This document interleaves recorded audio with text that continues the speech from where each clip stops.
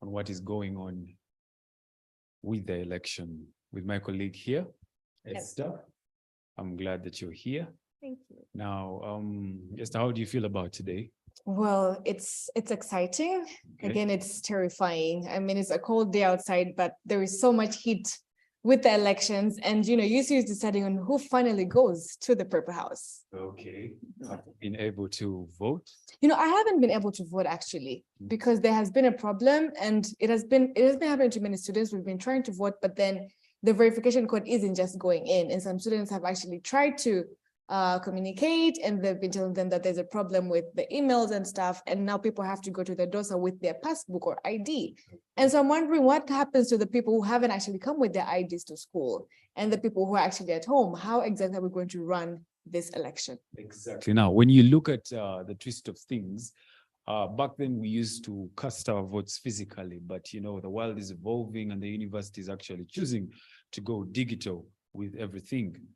What do you think is going to happen to people who do not have smartphones, who do not have computers? Because I feel like there is a generational gap.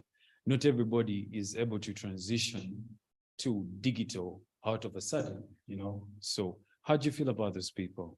I feel like we really need to understand that transitioning from physical to digital cannot happen overnight, and so in as much as we're trying to go digital, we really need to understand that we're taking the risk of non-inclusivity, where not everybody is going to be included into the process. For example, people who don't have smartphones can't vote naturally, and people who have smartphones but they don't have data also can't vote.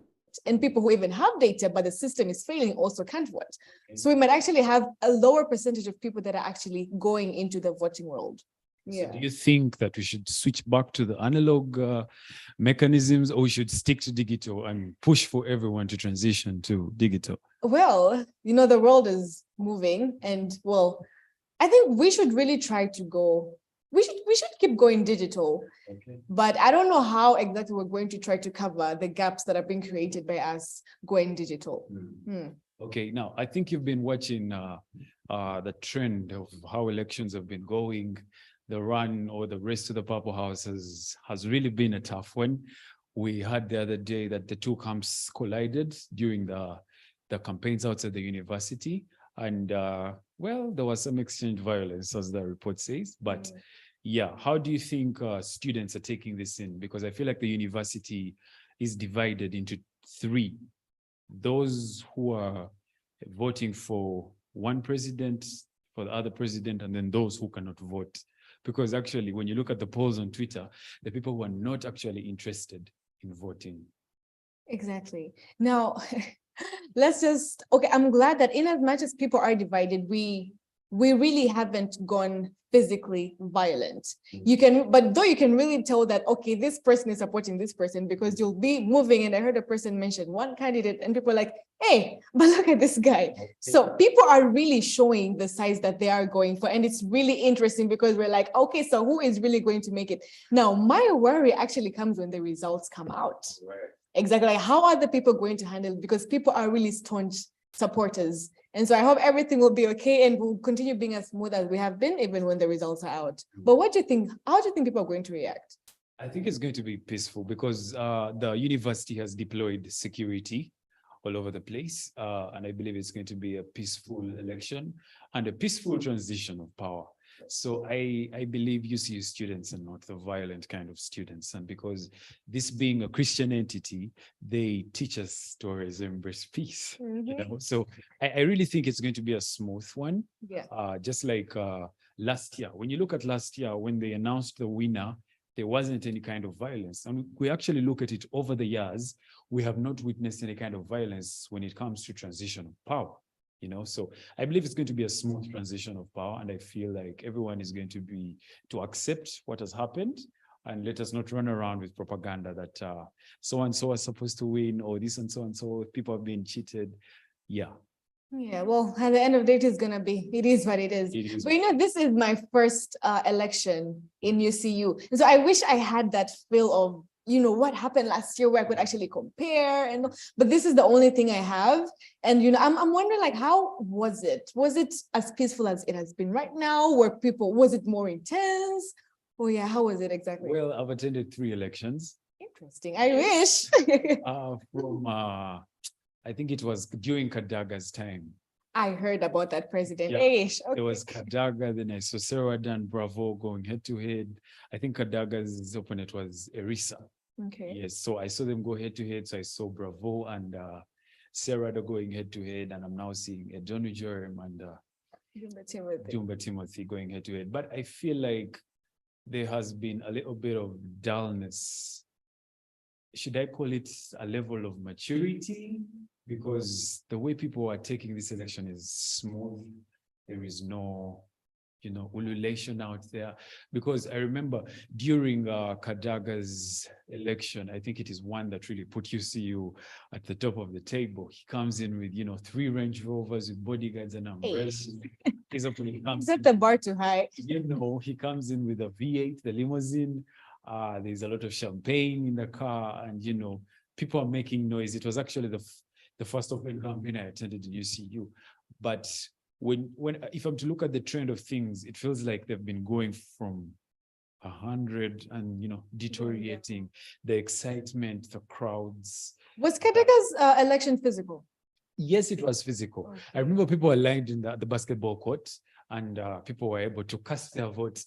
Every camp sent their representatives to supervise what exactly is happening. So it was the first physical and last physical I actually saw.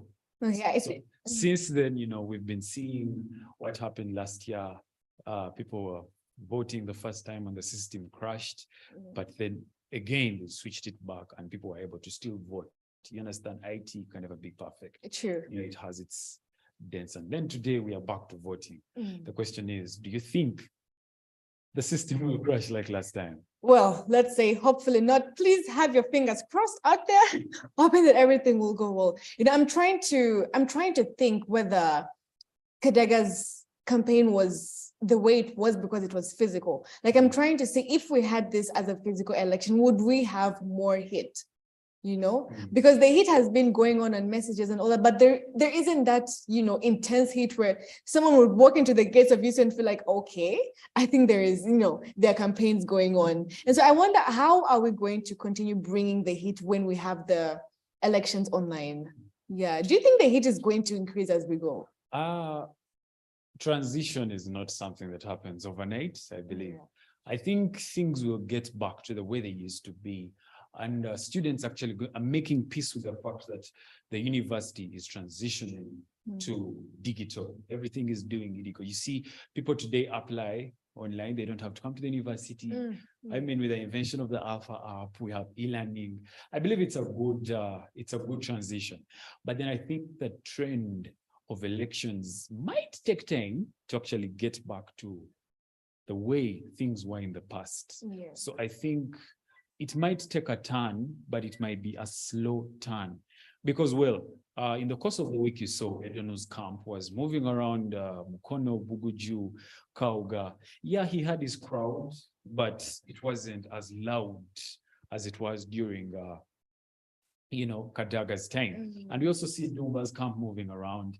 Well, he had the people, but when it came to Dawn, the crowd reduced and it was just his car moving around and making the noise. But I believe at a point, I actually think the excitement is low because we do not have past years. They're the one who are always so excited. I can imagine. Running around, you realize. Yeah. Ever since COVID, there's been that time lapse. So I think that might be one of the reasons why the excitement is low because, past years come with a lot of energy. True, Yeah. true. Yeah. But again, thinking about it, how time doesn't stop, right? And taking this thing online, it's not like we can be like, okay, we will, after 5 years, we can go back to it. The thing is, if we miss out now, things are going to keep on advancing. And so I think we should, it's going to get better as we keep on going with the trend because I don't want us to reach a point where UCU is the only school that actually does it. It's watching, through physical activities. Yeah. But it is going good. And the campaigns have been really going on. You'd be moving around school, seeing posters everywhere. People are not choosing. People are even putting posters on beans everywhere. Like people have really put in the effort and put in the energy into the campaign. And we are waiting for the time. I can't wait for it to be 5 p.m., 4 p.m. and we finally get the result. I want to just go back a little bit behind. When the MPs were actually campaigning on Zoom, do you feel like this was the best way students should identify their leaders? I don't think so. I believe in connections, okay, seeing you on Zoom and seeing you talk to me. First, I feel, there is a way we want people to feel important. Like, I want to feel like my vote really does matter to you. Come to me, talk to me. I feel like, okay, if you can spare 5 minutes to meet me face to face, and in as much as we're trying to go digital, not everything should really be Exactly. digital, because there is an essence and gravity in the physical connection. It's okay, we can vote online, but can we see you people? Because imagine I've never met you around campus, and I'm only seeing you on Zoom, and we don't really have that connection with people that we're going to be voting for. And so if that is the way that people are going to be campaigning, now the question comes, what is the criteria people are going to be using to vote? Because they clearly don't know these people very well. Yeah.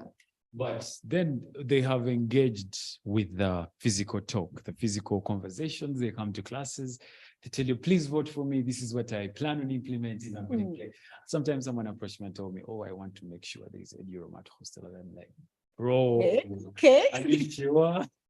So I didn't want to really push him to the edge, because it would make him feel like, oh, these guys actually don't believe in it, but I gave him the space to speak.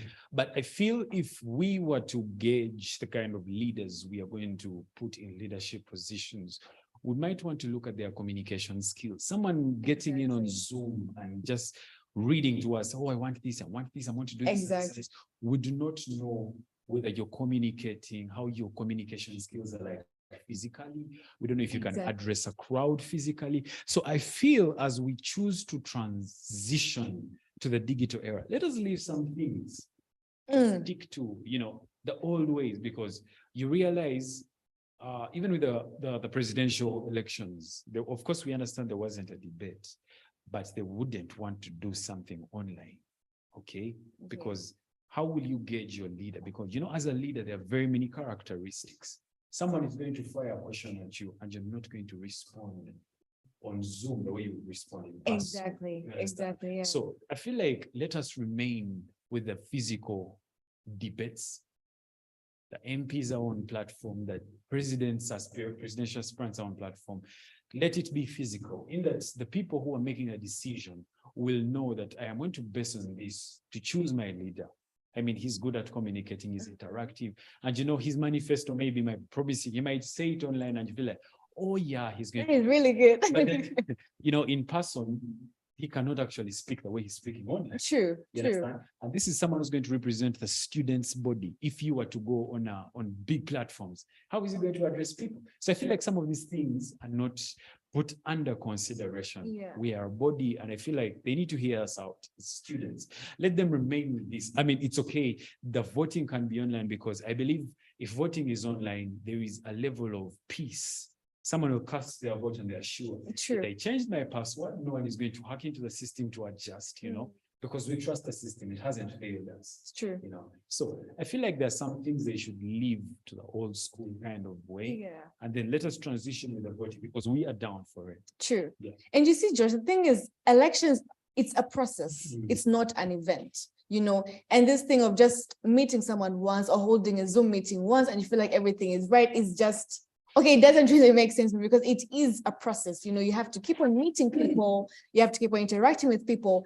And the thing is, how long is it going? How long are we going to be having meetings on Zoom? Because next thing we know, okay, if you want to talk to your MP, please, here's the Zoom link.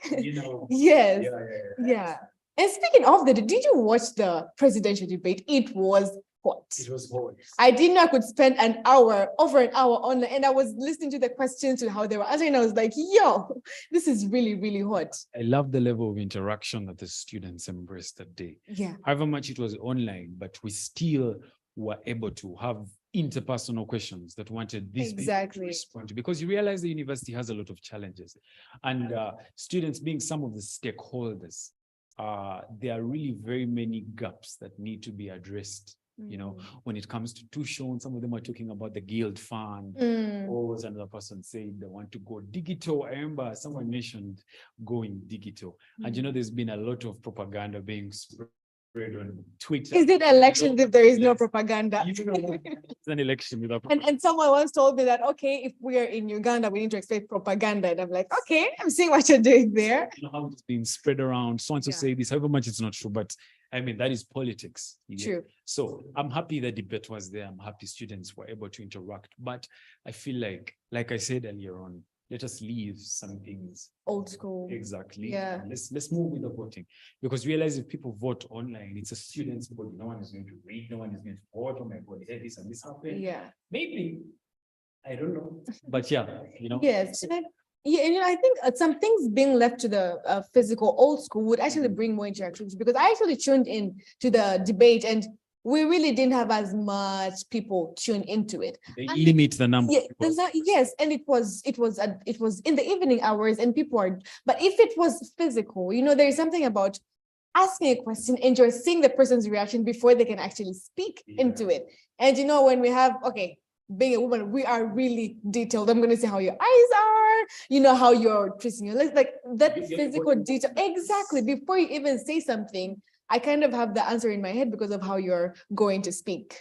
Yeah. So just ladies and gentlemen, those of you who are tuned in, don't forget to check out our social media platforms on Twitter. The hashtag is UCU Decides 2022. And from now, we are going live. We want to talk to one of our friends in the field. Bill Dunn is going to be giving us a live report of what is happening on ground with the different camps and with what is going on. Yes.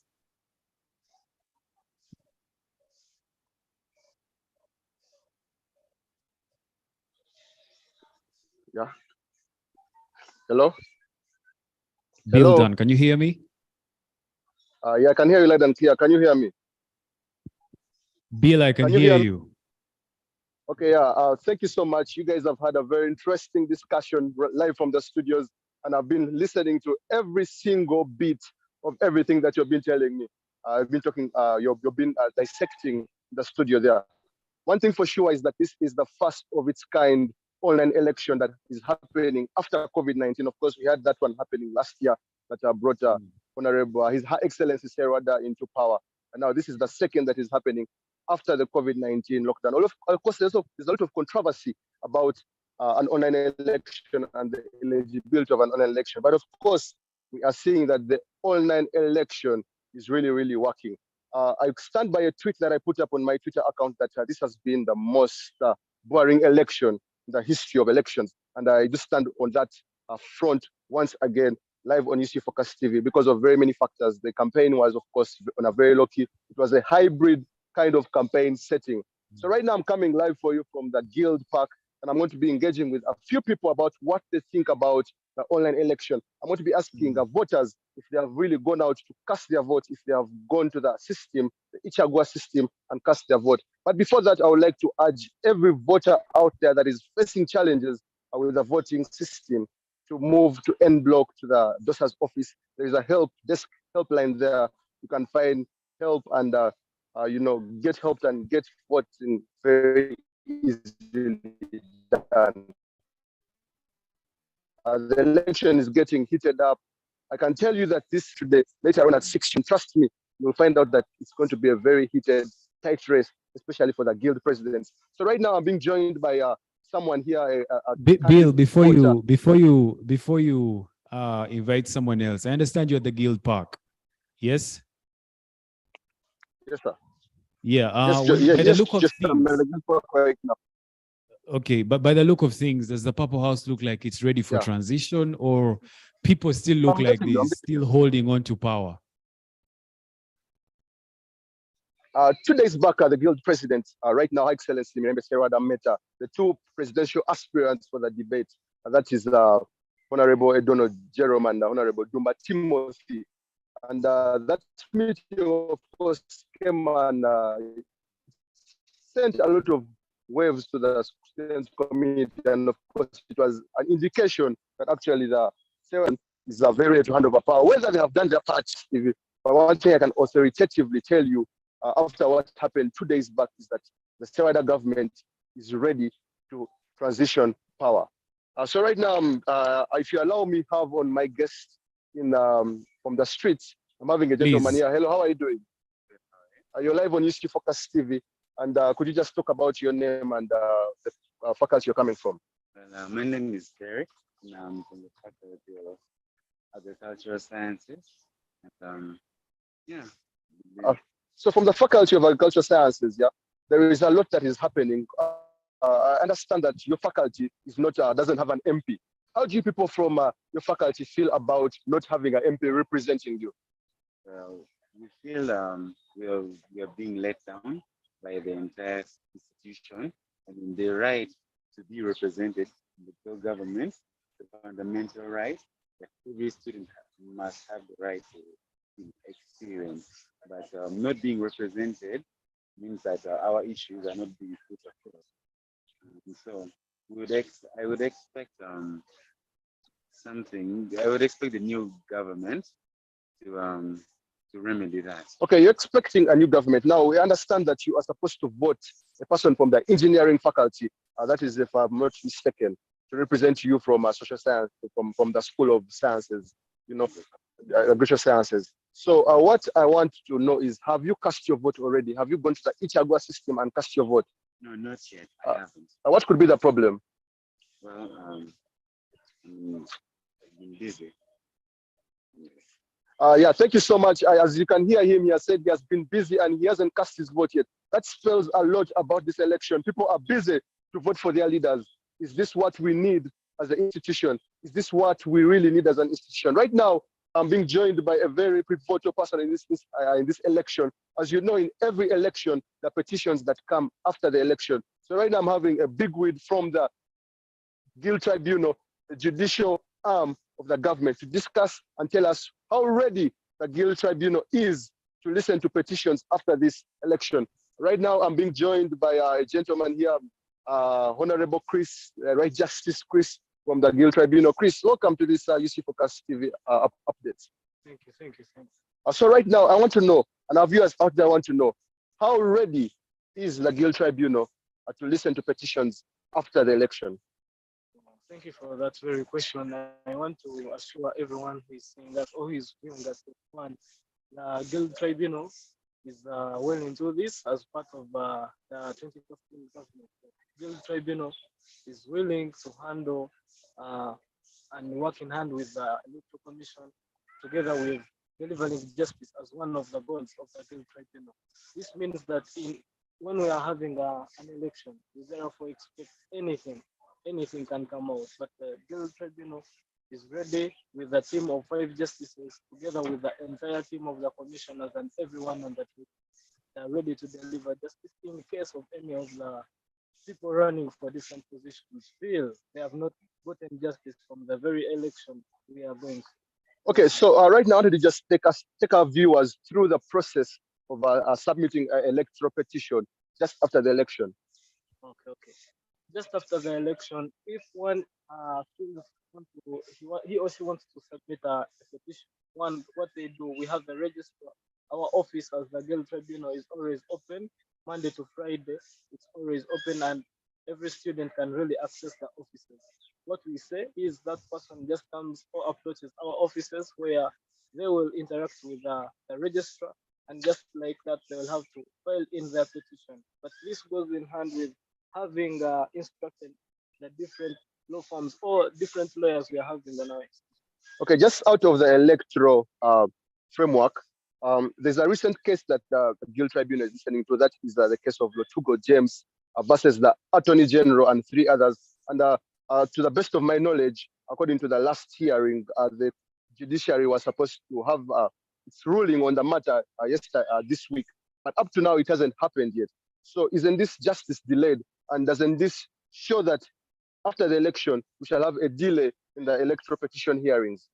I don't think this is justice delayed, mainly because the tribunal is well ready to deliver justice in this very matter you mentioned. The justices are working hand in hand with all the entities of the government. Even they are making more research to see how they can deliver a very research, a good research decision, so that this can make precedent for the coming government. We don't want to make any errors, because the moment you rush, then you really deliver something that is not meaningful. The justices are ready, and I trust you that come next week, the Guild Tribunal will surely deliver its judgment. Okay. Thank you so much, Chris, for that great awareness of giving out to the student population. Joshua, out here, as you can see, the mood is really getting so tight. As you can see, we're having some people that have voted. I just want to get one more person before I get back to you in the studio to find out if people are really casting their votes for the next president. But one thing for sure is that people are doing their best to have the votes cast, and we expect the best results out of this election. We expect, of course, the EC to be releasing the winner of this election at the time period of 5 p.m. according to them. So by that time, we shall be going live. And of course, I'll be giving you some frequent interviews along the street with different students from different faculties to tell us what they think about the election. Right now, I'm having someone coming from behind. I don't know if I can be able to get them for a very brief interview, but I've gotten one gentleman here. Hello, how are you? Yeah, you're live on UCU Focus TV. I just want to ask you one question. Have you cast your vote? Yeah. You've cast your vote. Okay. And what do you expect? Do you expect your person to win? Of course, I expect him to win actually. Okay. Thank you so much. So as you can see right now, we expect that we have seen that some students have voted, and we have seen that other students have not voted. And of course, we are going to find out at the end of the day the voter turnout, how the voter turnout has been. But as for now, with the survey we have done, with the handpicking we have done of people, it is a half turnout for people voting. So that has been it for me, Joshua. All right, thank you so much, Bill. But before you go, I remember you asking the gentleman if they have voted, and I'm wondering, have you already cast your vote? Yeah, personally, I've cast my vote. That was the first thing I did at 9 p.m. as soon as the Ichagua portal was open. To you now, Esther Kawe, have you casted your vote? Well, the system has been a little bit down on my side, but hopefully it will be corrected and I'll be able to cast my vote. But all in all, we pray that may the best candidate win. Thank you so much for the report. Yeah, thank you so much. Yes, Bill, just before you go off, I wanted to ask something. You were asking one of the people in charge of the guild tribe, the ones who are handling the case, the guild tribe at the guild tribunal, and you were saying something about how inconsistent this tribunal has been. They were supposed to, hold a certain hearing, and then they haven't yet. Now, how sure are we that if someone came in with a petition, they would be reluctant or relaxed in putting this up?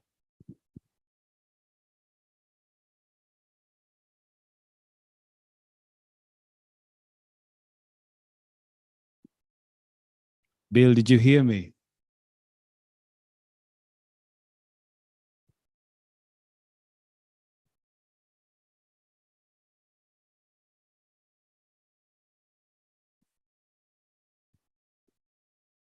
Okay. Thank you so much for those of you who are still tuned in. Do not forget the hashtag is UCU Decides 2022.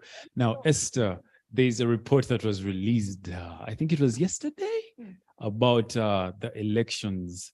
Have you yet seen it? No, I haven't yet. Oh yeah, you should be in high expectation. Actually, I'm thinking right now, I'm wondering how I've been seeing how the contestants how the people who are voting have actually been under the pressure. Like people are really on pressure. And so I'm wondering, how are the contestants, the candidates themselves, how are they feeling right now, knowing that someone should be moving into the proper house by the end of today? And so I can imagine the pressure that they're on. So let me ask, the minute you win your election, you just walks right up to the guild office and be like, guys, it's high time. It's about time. About time. It's my moment. It's my time to shine now. Yeah. Okay, those of you who are still tuned in, we want to broadcast something brief. It's a special report we made on the upcoming elections. As we observe the race to the Purple House, the track is hot. And as we can observe the Twitter polls, one person might have the upper hand on the other. Too much heat. We do not want to, put up our speculations. The choice is in your hands. Have you casted your vote? Have you put it out there? Are you sure if you have elected the right person for the position that you want them to be in? Exactly. Yes, thank you so much. Let's look at this special report that is coming in.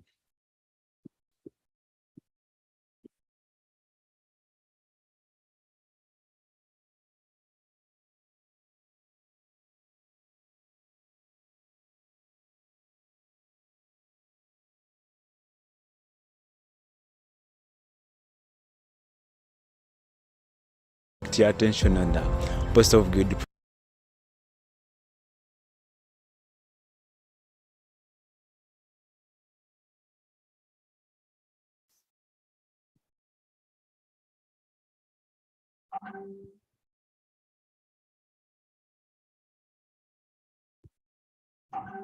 Okay, like we said earlier, we're going to be having a special report from Kefa Senoga, one of our journalists, and it is going to be broadcasted for the very first time on UCU TV. Esther, my dear friend, Talk to me. what do you think students should do when it comes to, in this report, there was somebody who said, because I actually saw the trailer, and I actually took time to view it. And, there were a lot of inconsistencies in the electoral commission. Do you think it should be having such errors at such a point where people are even transitioning to digital? I don't think so. Mm. I don't know if we really see if we have grasped the gravity of what we're doing right now, because we're trying to put people in power that will lead us for the entire year. Okay. For people that are finishing this, that this is the last government that you're actually going to be seeing. Some of us, this is the first government that we have the choice to actually choose, because we came in and found a government. And so it is a very essential matter that should be handled with very, very much criticality, as we're going into the process. Yeah. So I think electoral commission is responsible for vetting the leaders. Am I wrong? Or am I right? Not so sure. We wouldn't want to lie to people. Okay. But sometimes I ask myself, do they make mistakes? Mistakes are inevitable. That's for sure. Mm. And mistakes happen, but something that really frustrates people is when mistakes that can be avoided are going to be made either ways, and mistakes that can be avoided, that can be corrected. And when we're not seeing an effort to avoid these mistakes, or when mistakes have happened in the previous elections and we know that this might happen, but we're still not doing anything to change that, I think that's where the frustration comes in. So yes, mistakes do happen, but what are we trying to avoid those mistakes up to our level best? People have been complaining about their emails not working, but is there anything that has been done to enable that process not to be as cumbersome as it is at the moment? Okay. Yeah. So have you taken time to observe the Twitter polls? I have. Okay. People are really giving out their views, and I'm like, No. the heat is just too much. Yeah. There is too much heat out there. Mm. People have been moving, not only on Twitter, but people have been sending messages on their WhatsApp groups. And I'm like, okay, there has been too much heat. Yeah, the heat has been too much. I also feel it. And we just want to dive right into some of the comments that have been coming in from the recent polls that we had put up. You see Dumba Timothy is in the lead over this Twitter poll by 48.4, and his opponent, Johnny Joram, with 46%. And like I said, the university is divided into three. We have people who say that I will abstain, and the population is apparently 5.6%. You see that? So I want to just dive right into the comments a little bit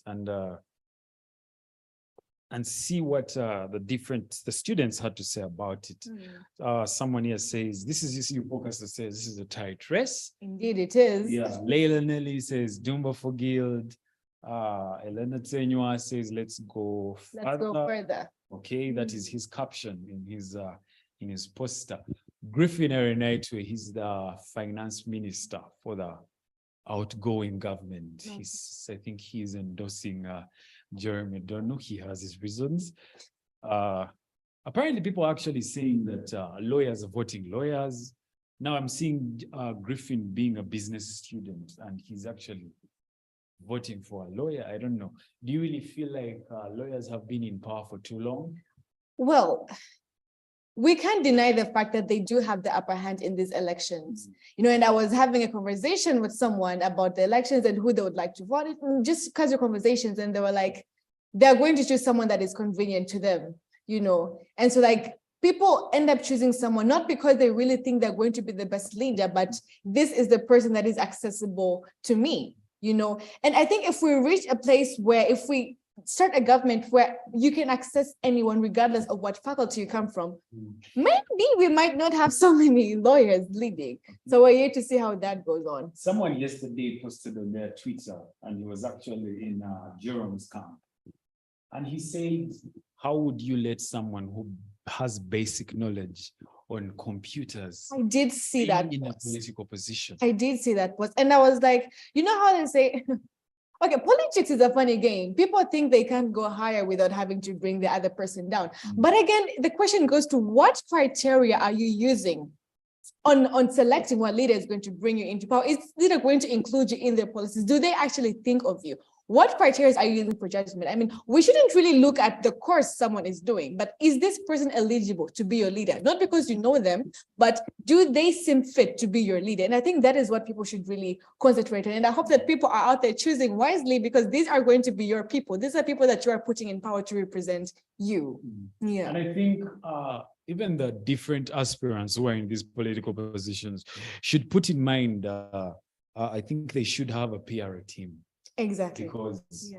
at the end of the day, someone is going to post something, and this person is actually under your camp, and this person represents you, and is going to say Exactly. something that is immediately going to eliminate you from the rest. And we saw how very many students reacted to this. They were Exactly, really because- not happy, Yeah.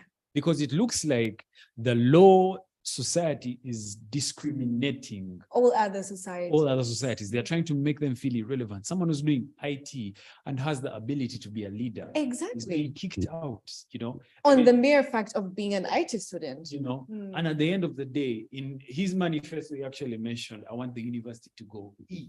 Why does someone have to go to accounts to, Exactly. you know, line up and find out how much they're supposed to pay? He's offering something at the table. You know, one thing I have liked about, I did listen to both of the manifestos, and okay, Ines, we have been listening to a lot of critiques that have been coming in, and one of the opponents, Honorable Dumba Timothy, has been critiqued a lot by his choice of actually doing IT. But what's funny is he actually plans to use his knowledge to make things better. I mean, we have seen a lot on how he plans to use the technology to come into place. I mean, so we should really see, how are these people going to use their resources? Okay, fine, he's doing IT, but how is his knowledge of IT going to help our people? And how is Joram's knowledge of law going to help our people? Exactly. But you realize a lot of lawyers have been in this political position, in particular, the Yeah. guild office. The guild of There has not been a lot of change. exactly, and people do want change. So like we keep on putting people into power, but year in, year out, people keep on having the same things on their manifesto, the same problems that are happening. And it is high time that people actually want change. We want to see the change that we're actually putting into power. And we, you know how people can be really resistant to change, but if you've been doing something that hasn't been working for a while, try something else, try something new, and let's see how it's going to go. Exactly. Yeah, So you feel like there should be more people from the different faculties to exactly. put themselves this, because I feel we as students we also need to change.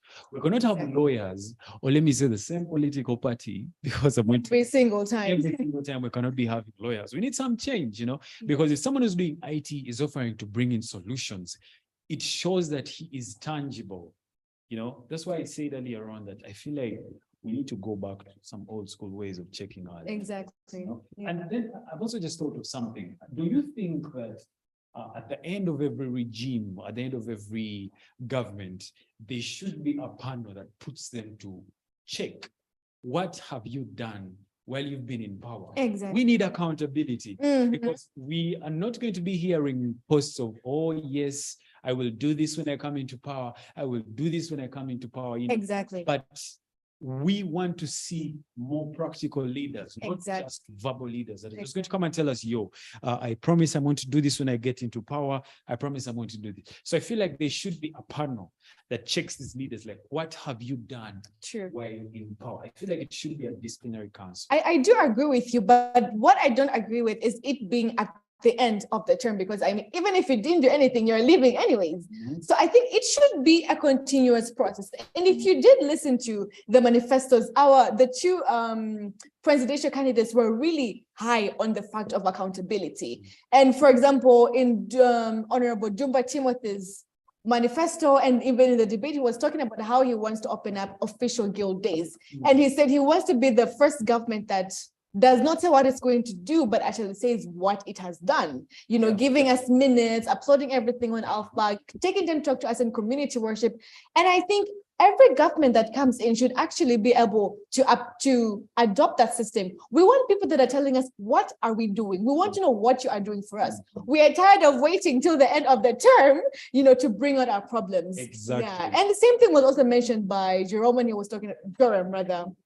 We talked about how he wants to be available to the people and, bring a government that is actually going to be relevant and accountable to its people. Yeah, so I'm really looking forward to us having a government that we can approach, a government that is telling us, okay, guys, you have told us ABC, and this is what we're doing so far. We can't have problems that will need 1 year to solve, and we're only voting you in for exactly 1 year. Yeah, so I think we should reach a point where maybe after 3 months, we have time to be like, okay, this is what we have done, this is what we haven't done, and these are the reasons as to why this is happening. I was having an interview with the Prime Minister of the outgoing government, and he was telling me they came in with a 5-point program. They came into power with a 5-point program, and apparently they've been able to execute a third of what they promised to put in play. But meaning there are some gaps that are still left out there. Okay, so I want us to first switch to one of our representatives in the field. Jotham is going to give us a report. I do not know where he's stationed, but he's going to come in and inform us on what is on ground. Jotham, are you? Can you tell us your location? Yes, Jotham, Hello. I can hear you. Can you hear me? Yes, I can hear you. How are you doing, Esther and Joshua? Live there. We are here at the DH at one of the political camp which has come here, and a lot is ongoing on here. The mobilization is still taking place, and since I was deployed at a Dennis camp, we are here, and the mobilization is still taking place. A lot of tension is on ground. I'm seeing people are still trying to figure it out with the network. But shortly on, I'll be joined with one of the head of the Edunus camp to share with us the things and how far they've managed to be. How far have they managed to continue or mobilize their efforts? Hello, how are you doing, sir? You are live on UCT Focus TV. Yes, tell us your name and what are you doing here today? My name is Jenson. I'm a trader here for the exercise that you also know. Elections this year, and they're trying to sensitize people that do not know about this exercise. Most people are off semester, and that's what we're here for. We are here to call and inform them about the cause, about their right to vote, that they are entitled to vote for the leader they want to vote for. So that's what we're doing specifically. So how have you found so far the exercise? Is the network stable? Have people access their alpha very well? We have had, this is your political command center here, which you have organized here. So far, how have you seen it? Is it changed to you people, like, so far, the people you have approached to? Well, the system is a bit okay this time around compared to previous elections, because they give us an hotline call whereby just text the WhatsApp of the commission in case of any challenge. They hope, and really, it was early in the morning that the response was a bit slow, but as it came to me today, they started responding faster, whereby you post the challenge to them, they respond quickly, and that has been a good thing that most of us see most of the people, because the response to the electoral commission is now a little bit what efficient. Yeah, thank you so much, and I wish you all the best. Joshua and Esther, I'm telling you that tension is high in the DH here, and a number of candidates have also stationed in this same place, and they are still mobilizing, and they're still also convincing students to vote for them, and they are also trying to help out students who have failed to access their system or to access their alpha. And we are also seeing some candidates are still also asking for some votes. But I want also to be joined by another lady from the same camp here to share with us so far the experience, how she has managed, how are they their experience so far. Please, Jotham, can I just ask you a simple question? Yeah, yes, I'm here. Sorry to interject you. How many camps are in the DH?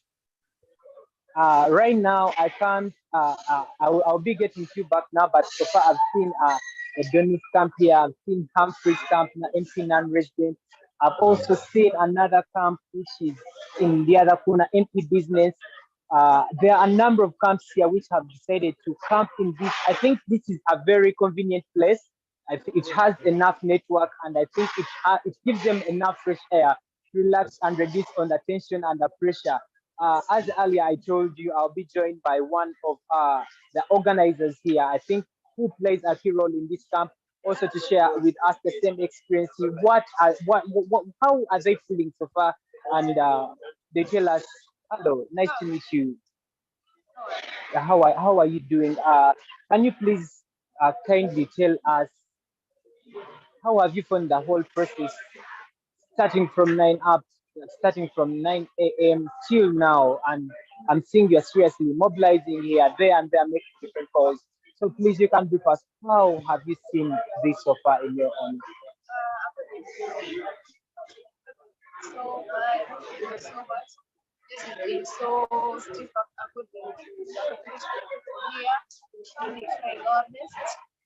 Only people when votes for some actually voting. So I've been messaging them. Yeah, so far.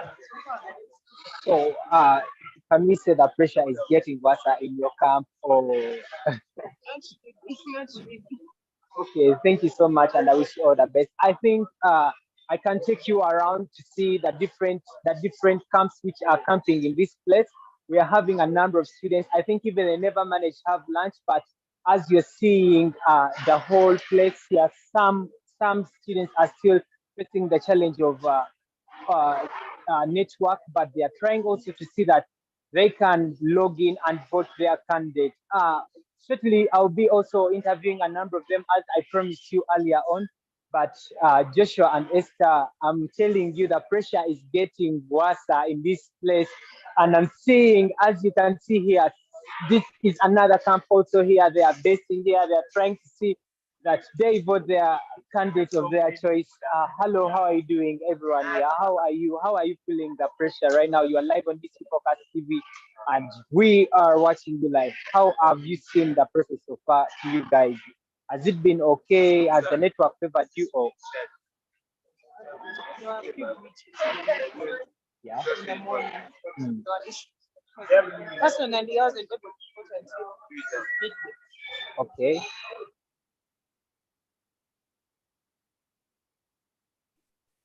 Problem is, Joram, we didn't get you on the previous person quite well. That person said they did not, they weren't able to vote. I think you're hearing some of the responses. I didn't think he had me on that one. Jotham, can you hear us? I feel like this needs an urgency to the Electoral Commission, but I know they have also managed to put a help desk where these people can go and access or they report their issues concerning their offer. But nevertheless, I can take you back in the studio, but we shall be giving you the most authentic information on ground, and we shall also giving you the news at the headquarters where they have managed to come. Thank you so much, Joshua and Esther. Let me take you back in studio. Any questions? Thank you so much, Jotham. Esther, you had one of some dissatisfying news on how students are unable to vote. Exactly. Mm. It is really, really sad. I am, after after the elections, I'm really interested in getting to know what was the percentage of students that actually voted, and more interested actually knowing the reasons as to why the students weren't allowed to vote. And it will be so sad if we realize that some of these reasons could actually have been sorted before the elections. And as Jotham said, the pressure is getting worse. Yeah, and I can imagine why people are on pressure, and what is making different people be on pressure with the elections that are going on right now. All right. Our dear viewers, do not forget our platform is UCU Focus TV, like we can see up here. Do not forget to engage in the conversations. Do not forget to put in your posts, and do not forget that we shall be reviewing some of your comments. Now, we want to just step right out a little bit and get into our special report like we had promised earlier. Yes. Yeah. So, Esther, you have not been able to vote. You should be voting. I am under so much pressure right now. I think even more than the candidates themselves. Okay. You know, when you're a voter, you feel like my vote could actually change these results. You know your vote actually counts. And you begin to feel like, but if I had voted, so I can be there smiling, but I am under too much pressure right now because I really want to vote. And I hope the process can actually be cleared for all the people out there that actually want to vote and vote their best candidates to actually be there and see our people moving into the Purple House. I'm actually thinking if these polls went exactly like this, I'm trying to wonder, do you think the university is ready to take in their first IT student as their guild president? And if they don't, the IT students, are they ready to accept that maybe our person, Timothy, our representative, hasn't gone through, and we are to be under a Jonu's camp? Are we ready? Are they ready for whatever is going to come through? Because I know, elections are full of disappointment. True. But I'm just thinking, if these were how the elections went today, do you think students are ready? One thing I have noticed, I have not seen people who are neutral. I have seen people who are staunch for Joram Edonu and people who are staunch for Dumba Timothy. And so it is really, I wonder how each team is going to handle it when their political candidate has actually not made it into power, because I have not seen people who are like, okay, we want this one, but if it doesn't go in, we're okay with this other person. So as I said, I think in as much as UCU is peaceful right now, I think the real issue is going to come when the results are finally out. Yeah. Like we said, the truck is getting hot. People are casting their votes. The journey to the Purple House is going to be determined this evening. Now, I just want us to dive right into our special report like we had promised. And here we bring one of our very own, Kefa Senoga, bring to us a special report. Thank you.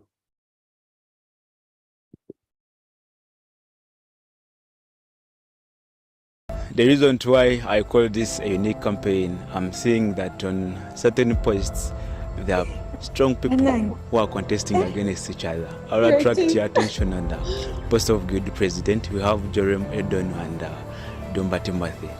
You can't underestimate any of them. It is that time of the year again when the UCU student community is excited as different contestants in the guild elections are carrying out their campaigns on the campus. We took a deep dive into the journey to student leadership at UCU. As we interacted with some of the candidates contesting for MP Law, we realized that the two gentlemen in this race are very good friends. When you look at leadership, leadership is not something of enmity, so on and so forth. No, leadership is someone ready to serve. Yeah. Is a particular person ready to serve. So if Kefa, you're my friend, and then you come in for the same position, doesn't mean that we are enemies at the beginning. Okay, doesn't mean that we are enemies, but it means that we have appreciated that guardianship ideology. That I am my brother's keeper and I am my sister's keeper. So we come in to all serve. So it's and we leave the choice in the students' hands.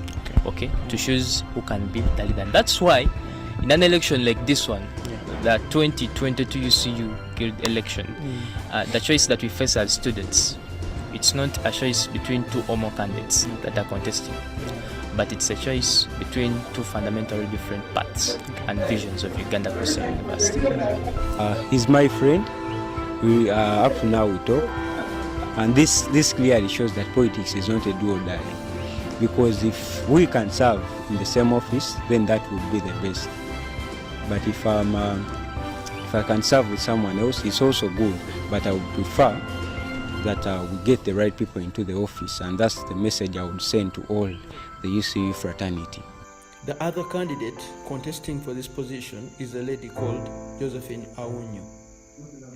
One of the tactics used by Guild presidential candidates as they are campaigning is to ally with other candidates contesting in the different constituencies at faculty level, residents or non-residents. and in that way they mobilize political support for each other. As we talk to some of the candidates contesting in the different races, many acknowledge the fact that they are independent and neutral. I've not really allied with any guild aspirants because personally I feel like a campaign should be individually based first and foremost, especially in an institution such as a university, such as UCU. You should focus on your campaign. That is what I'm doing. I'm focusing on my campaign, and I am coming as a Katrina Cynthia, and I'm willing to work with any guild president that makes it come 18. I'm not siding with any guild president. Yes. I've not allied with anyone because both of them are my friends. So we know ourselves personally, so I can't say that I'm at this side or this side because they are all my good friends. These candidates also reveal some of the experiences that they have had as they carry out their campaigns and how they have managed to overcome the challenges. You meet a voter and it's like, MP, some lunch, buy me juice, buy me this. So it is out of sacrifice. We do not have all that big amount of money, but we sacrifice the little we have. And you think it's worth it, like putting in all that kind of extra effort? It is worth it because people consider your hard work. Yeah, they consider what you have put in. It's not a matter of sitting there and you expect people to vote you. You have to reach out to them. This year, 2 aspirants for the position of guild president will appear on the ballot paper. Joram Edonu and Dumba Timothy have all come out to clearly state their intentions for running for the highest office in the guild government. My motivation to take on this leadership responsibility is the need for me to serve the university community, the student community, the need for me to represent the students who will consequently mandate me with that responsibility, and then the need for leadership to join in the cause to solve our different challenges, because that's like a responsive action that calls for leadership. So these 3 things motivated me to take on leadership, but also more importantly, to be more realistic, and in a time like this when leadership really demands so much from us, I feel like leadership itself motivates me to take it on. For what inspired me, or what keeps inspiring me, is this constant need, maybe one could call it even a hunger, to see people achieve things that they never knew they could. All through my life I try my best to make sure that the people around me together achieve things they never thought that they could. So now when I joined UCU, it was just to do the same thing. That's why the slogan is "Let's go further." One question that we had to ask these candidates was about the issue of alliance and for benefits. Both of them gave us their side of the story. I bring you money, you appoint me in your government. So I would like to know, have you signed any agreement yet as you so far? Well, that's very interesting of you to start with. I haven't so far signed any agreement, and many of the people who are supporting me, especially very core to the whole cause as well, haven't engaged in such selfish interests really for themselves to propel. But I'm key, and I understand where we are coming from, and I know that we've made certain mistakes before that we ought not to repeat. Okay, I am very critical enough to know that as I go into leadership, and God willing above all, I shouldn't trade my independence and my influence to my friends or people around me for their support. Okay, but that's why I will tell you the fact. Okay, interestingly, it's key to note that this is a time where people are being tested, and this is a time we will understand where each and everybody works best. But yeah, for me, really, I haven't considered anyone for appointment in return for their support to me, and many have supported me fully. Like I said earlier on, I've made them understand the cause and all the need for leadership itself. So, yeah. No, I have not. Mainly because I don't believe in that. Because we are supposed to serve students, and in the end, it is Dumba's government. It's the 25th government, Dumba's time. What happened in Dumba's time? What did Dumba do? And the cabinet is an extension of the president. So if I am to play around and I appoint people because they have supported me financially, what are their ideologies? What are they willing to offer to the students? Because in the end, it is my name on the line. So when it comes to cabinet, I am very, very strict, and I think that people who have interacted with me do know that I do not sign contracts. I do not tell you that you're going to work in any position, but though if you would like to serve in any particular position, you can always convince me by telling me what you're going to do, telling me the ideas that you have for that particular position and for the students. Whether you have money, that is not an issue, because we have a guild fund whereby if you have clear plans, the money is all yours. If you don't have clear plans, you're not going to touch the money. So I just want ideas. That's all I need. The money is there. As we introduce the issue of governance in our discussion, we asked these two gentlemen how prepared they are to overcome some of the challenges in student leadership at UCU. Leadership, and how are we able to listen to each other? Can I be able to speak to you and you understand me just by speaking? Can I speak to you and you understand the vision that I'm trying to implement? Do we share the vision? If we share the vision, it's very hard for us to not have disagreements. We shall have disagreements, but it's very hard for us to fall out and give up if the vision is the same. So I think that is one thing we are going to focus on, making sure that the cabinet and the president understand the one vision that they have. Okay. But I think for me as Jerem, as I go into leadership, I am critical enough to note or pay attention to the process that leads me to Guild presidency. That will further define where I'm headed. Okay? Yeah, you talked about something, and one of the things I will say is we of course exposed to opportunities such as students coming with maybe their selfish interest. A person wants to buy a position of leadership, and again, like I said, this is a process leading me to that position of being Guild president. How am I going to respond? Okay, am I going to respond in a point that in a sense that it's going to affect my influence or my decision consequently? So we ought to treat such initial processes with a lot of care, lest they destroy where we are headed. Or it's not okay for me to get there, but get the product, but the process was one that was damaging. So in as much as we want the product, we ought to pay attention to the process. In the previous incidences, we have seen opponents in the Guild race working together after elections. The incumbent Guild president, Mirembe Rachel Siranda, appointed her opponent's campaign manager, Chivuna Jonathan, as her vice president.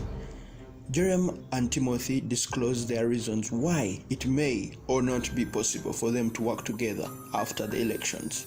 So you as Jerem, are you willing to work with Dumba, regardless of the circumstances or what is going to come out of the elections?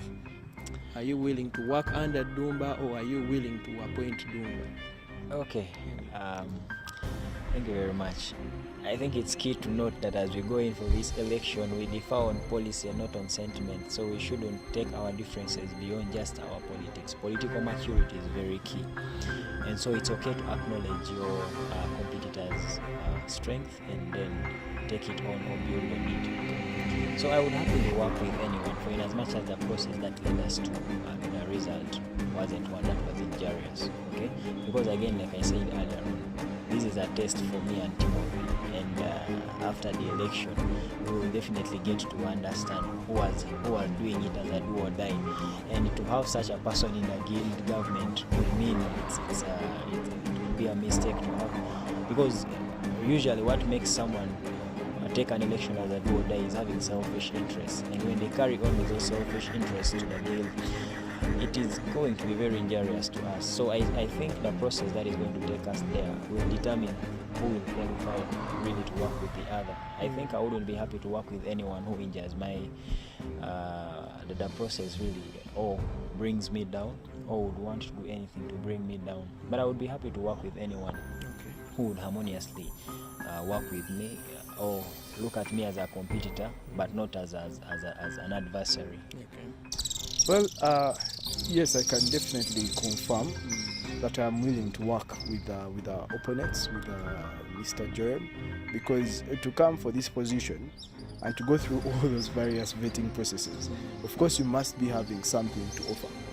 So if I don't work with them, I am missing out on something. And if they don't work with me, they're also missing out on something. And we are here to serve the students, so I wouldn't cost them that. UCU has always maintained that it practices non-partisan elections. Guild candidates are not allowed to associate themselves with any national political party. However, it is alleged that some candidates try to look for external support among some political groups. As we talk to Dumba, he mentions the kind of external support that he has got. Of course, I have external support. Yeah, I don't think you can. It is rather hard to go through campaigns if you don't have external support. But this support is in form of family, relatives, maybe people from your former school, well-wishers, uncles and aunties. Because as a person, I don't believe I highly support the position UCU is taking in terms of being non-partisan.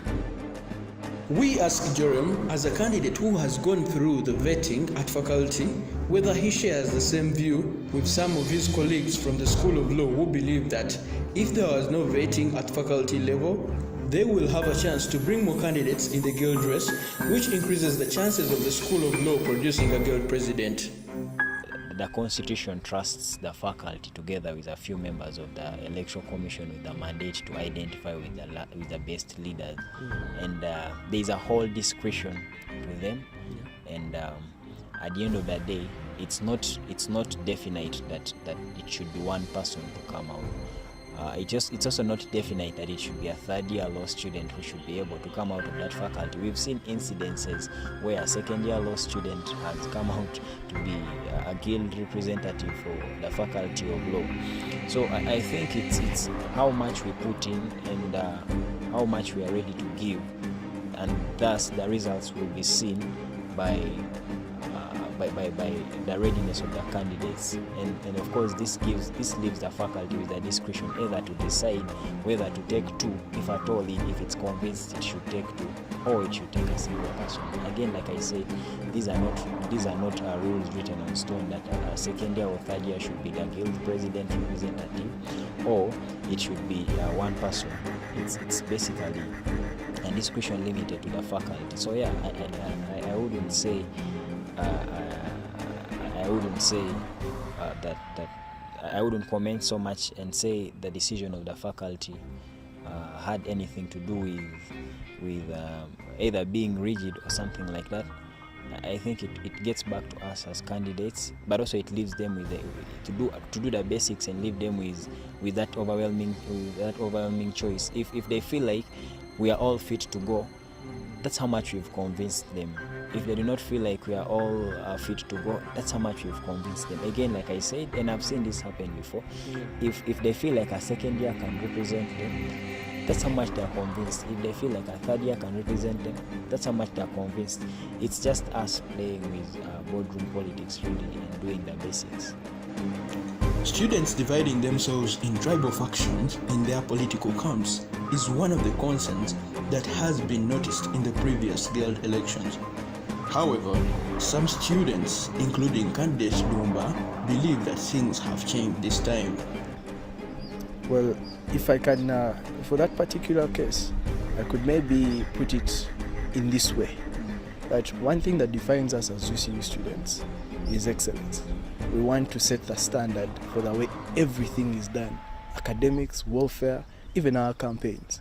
And if we know that these are the tribalism, political parties, small things like that are what cause issues in public universities, UCU should be different. And we are here to set a standard. And luckily this time, these campaigns, the tribalistic accusations are not so out there. For the last 2 years, UCU has had virtual elections due to the fact that these were the times when the country was affected by COVID-19, which led to a lockdown. I think the best advantage about online campaigns is the financial bit of it. Because I'll be honest that I only made, I think, 3 posters. Not physical, but they were online. Only 3, and they took me through my entire campaign period. And actually I didn't pay for them, but it's a friend of mine who is very good at graphic designing that made them for me. So I would say, well, it was a good experience. Yes, of course, so many flyers will be shared in a particular group, and students will be, firing you questions here and there, and also telling you we are tired of your flyers because so many people be sharing, and people can share your same flyer like, let me say, 6 times a day. Our question to the Electoral Commission is, why do we still have online elections this time around when the university and the country at large is opening up? Okay, I understand that. Arguably, someone could present that notion. Yeah. However, this online voting actually monitors the Electoral Commission more than you can ever think. Why? Take, for instance, anyone who is going to vote. Yeah. Remember, it's online, and I actually didn't speak of the advantages of online voting. Let me reiterate them and make sure you know them. Number one, voting is easy. It is user-friendly. Anywhere you are, you can vote. Yeah. Okay? You don't need to. Now, imagine the people who are, you has 2 semesters. The people who are off semester. Now, tell me how someone from Zimbabwe would come and vote in the name of the physical vote, right? But it is online. They will exercise this right in the comfort of their beds, in the comfort of their farms. They will exercise, provided you have an internet connection. So it's user-friendly. It is predictable that there will always be grievances from the losers after the results are declared by the Electoral Commission. Sachi Zivu, the Finance Secretary of the UCU Electoral Commission, asserts that such actions are done by lazy and timid individuals. The law tells us that we cannot move society according to hearsay. In other words, hearsay is just what someone says. There is a right procedure to follow for you to enforce your right. If you have been a candidate in an election and you have lost, but you feel that loss is not out of good hands, the loss has come as a way of negligence of a certain party, say the Electoral Commission. Say maybe your fellow contestant did something to you, There is a right procedure you have to follow. And that procedure is under Article 92 of the Constitution, of the Guild Constitution, that whoever is dissatisfied has a right to go to the respective tribunal and put their claim. As we move to the polls on Friday, let us remember it is every student's fundamental right to cast their vote. Let us choose wisely.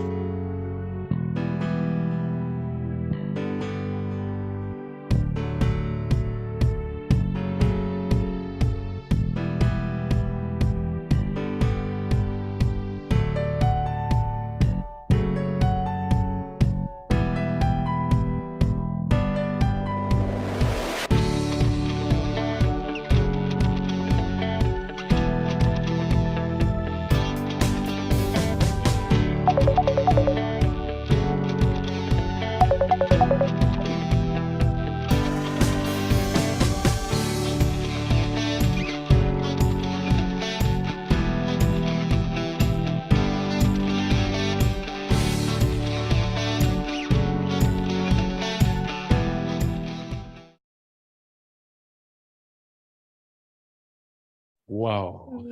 There has been a lot of unveiling. Another wow. Wow. There has been an unveiling of events inside that report. Someone tells you that I don't have a problem with working with my, opponents in case they won the election, and that's enough for me. I mean, these people are friendly. Exactly. Yeah. And you know how different people who are contesting have different ideas. And it would be unfair to totally dismiss another person's idea just because they didn't make it into power. And the fact that our leaders, our aspiring leaders, are looking forward into working together regardless of the results, it really brings into picture a really bright future for us as UCU, meaning regardless of who wins, it is the interest of the people that they have in mind. And so regardless who gets into power, we have a belief that everything is really going to work out well. Yeah. I loved something one of them said, I'm forgetting his name. He said that the beautiful thing about online campaigns is he only had to make 3 posters. Exactly. And he just had to run around with them, but that was enough for him, and it looks like, I feel like the online transition helps with it comes in a little bit handy with the financial part. Yeah. You don't have to shout a lot. It's minimized, because like we said, compared to the flow of events from the year 2019 till today, you see that if you're to look at the costing of the campaign, when you look at Kadagas, you look at Bravos, and you look at the one for today, there's been a deterioration, in the series. But I think some candidates just didn't care. They really wanted. I have been seeing posters and I'm like, hey, okay, I have really overseen this poster. You know? Yeah, in as much as it has been cost effective, I think people have really used that to their advantage because people have made posters. You know, you see posters everywhere on, you know, you walk into your door and you're like, when did this poster get here? Yeah. You know, there's something Jumbo said when he said, I have enough support. For a minute, I was like, you have enough support? Pardon me, until he said, I have support from my family, I have support from, you know, people at home. And I think parents out there should also embrace the fact that, you know, your child is standing, or someone, you know, maybe a relative or a cousin is out there standing for a political position. Push them further, because I mean, they are building their future. Exactly. You know, they are trying to elevate their career and, you know, try to do something beautiful. It really is a big step in their life. They really deserve all the support that they can get. This is why we should try as hard as we can not to tarnish any candidate out there. Yeah. So what stood out for you in this report? What stood out for me again was seeing how our leaders are willing to work cooperatively, because this brings the idea that it's not about me, it's about what is going to benefit my community. And so seeing leaders that are willing to work together, regardless of what the results are going to be, make me feel like, okay, these people are really looking, you know, into our interests. And I think it was Nasser, I think, who is running for MP Law. And he was like, just because I'm contesting with you doesn't make you my enemy. You know, because we're all working for the better of our people at the end of the day. And I hope that there is no enmity that is going to be formed, even when they unveil the results. So I feel like this brings a peaceful campaign. Yeah. That's why when you asked me, how do you think the turn of events is going to be? That's why I say it's going to be friendly. I feel like people are going to accept whatever the results are as we wait for them to be unveiled and make peace with it. Yeah. You know, and be willing, because now I'm thinking the last election, when I'm told when I was doing my research, Bravo was actually appointed as prime minister or speaker, and he turned down the offer. You know, and he actually said that I promise never to stand in any political position. And you know, when the business debate came out, he was actually aspiring to be the business society president, you know. So I feel like, what position do you think Joram would be fit for in case he did not go through? And what position do you think Timothy would fit if he did not go through? You know, I really wish we had vice president. We do have. Oh, we do. Oh my God. We do have a vice president. He was actually in from the business society. He actually just graduated. Yeah. Yes. Well, you know how in as much as you would have that one candidate you want to be out there, it doesn't mean you totally do not want the other opponent to be in any position. So if let's say maybe Honorable Joram wouldn't make it for Guild, hey, this is a tough one. This really is a tough one. I really don't know. But if they can both find a way to be in office together. But you know, again, the thing is, Josh, you know, when you're on camera, it's easy to say, we'll work together. You know, this one is my brother. But when we come to the real world now, it's really tough. Yeah. But the thing is, I've seen both of them compete, contest so much for that position. It's hard for me to see any of them in a position other than the position that they're aspiring for. Yeah. I think if Timothy did not go through, he would be a very good prime minister or a parliamentary speaker, because he has really a wow communication skill right there that I did not see in, you know, Joram. I'm just saying, you know, and I feel like if Joram was not to be the president, I think he would be a better vice president because of the way he approaches certain questions. I mean, when he looks at the debate, his approach was smart, you know, he was smart in the way he was approaching our questions. We were throwing at him. So I feel like he would be a very good vice president if he was put in power. Gauging on their skills. That's just my opinion. The one thing I've liked about both candidates, one thing I've liked about Joram is he has his way of pushing in his response. Like it's a competent way of responding to the questions that he's being asked, which is, as you said, would be really good, you know, having him as the vice president, if of course he wouldn't make it for a good president. And also one thing I really liked about Timothy was how calm he is. I think he's the most calm candidate we have had in, this election. Really? Mhm. Okay. And like he really has been calm, and we really need like such calmness and such ability to respond to various cases that come even as they're going to be, even as they get into power. So, Yeah. so what characteristic stands out for you for the two different characters? You're getting personal. I would rather keep them. Yeah. I mean, there is something, I'm not trying to say you should give me your opinion on who you think is best for you, or I just want you to tell me, what do you think is best? Like, what stands out for you the most in Joram? What stands out? Like I said, me, what stands out for me for Joram is he's a smart thinker. I'm not saying Timothy is not a smart thinker. He thinks smart too, but the intellectual level is different, of which Joram's communication skills Joram's communication skills are not as good as Timothy's, one of them outweighs the other, Yeah, true. Well, okay. So, and as we're giving our opinions, we'd like to remind you that these are our personal opinions and they're not at all related to UCU Focus TV. Exactly. Yeah. Yeah. So we want to take a quick break. Lunch break, is it?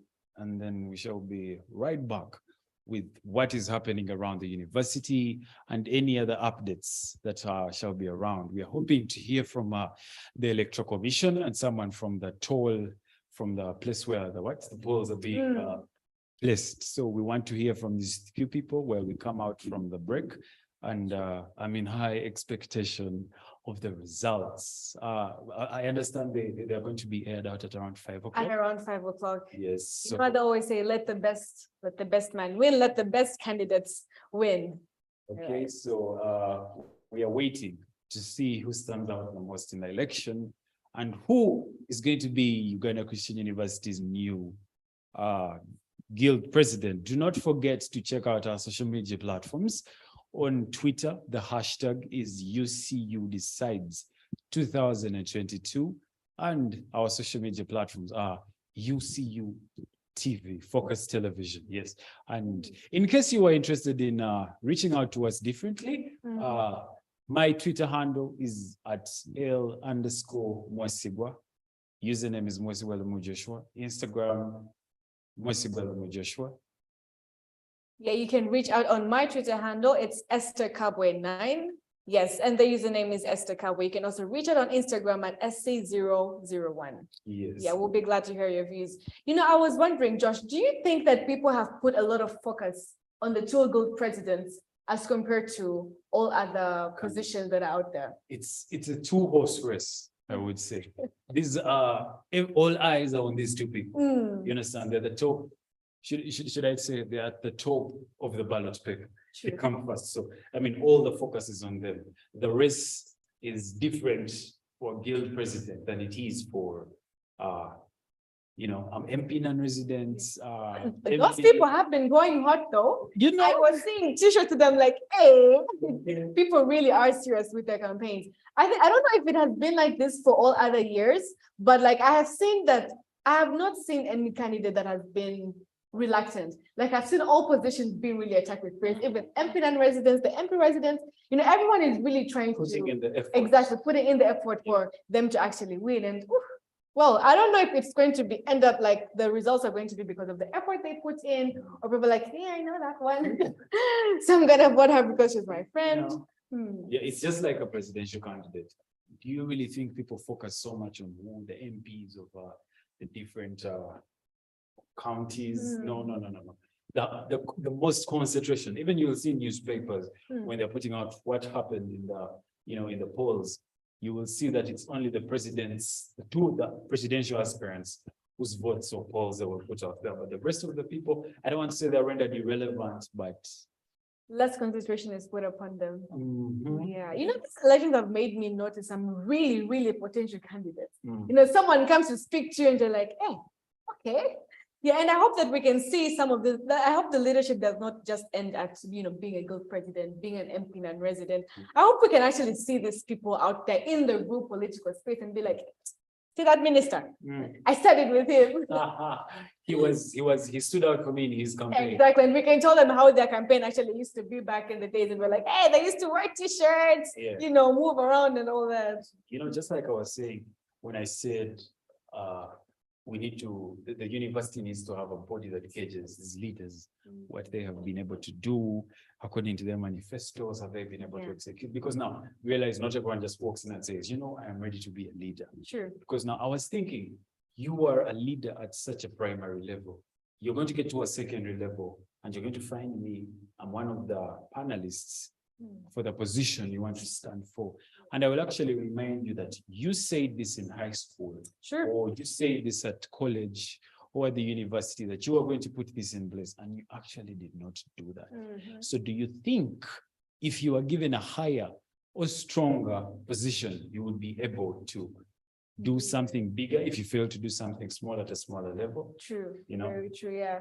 I think this goes back to how conscious our candidates should be, in as much as we want to hear some changes, but how realistic are your changes? I was listening to the manifesto, I was listening to different people campaign, and I'm like, are you really going to do this? You know, because like most of our non-residents were telling us they want to reduce the hostel fees. And in my head, I'm like, okay, but this is someone's business. You know, how exactly is this going to be achieved? And people have tried to come up with different solutions, but at the end of the day, promise us something that we know, okay, this can actually work.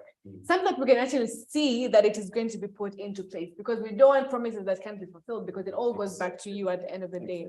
Yeah. Because now you look at someone who says that I want to reduce hostel fee. Mm. And someone actually told me that the university is in partnership with the different hostels, you know, that they work together. But then it didn't make sense to me when this person said, I want them to bring Eduram to hostel. How are you going to bring Wi-Fi? If you can though, please do. Because I'm imagining all the hostels in the around the university having school Wi-Fi. Like, because I've realized some hostels have their own Wi-Fi. Some do. You know, Mm. someone says they want to reduce the hostel fee. Someone is going to establish his business. Exactly. And then you think you're going to come up with your opinion saying, please reduce this, please reduce this. Yeah. Please, just to remind you, these are our opinions, not under UCU focus. Yeah, just like I was saying, I feel like some of these manifestos are not realistic. And the issue comes in, you find 10 governments have been promising the same thing. Government one comes, will reduce school fees, will reduce hostel fees, but can we be promised something that is actually going to take place?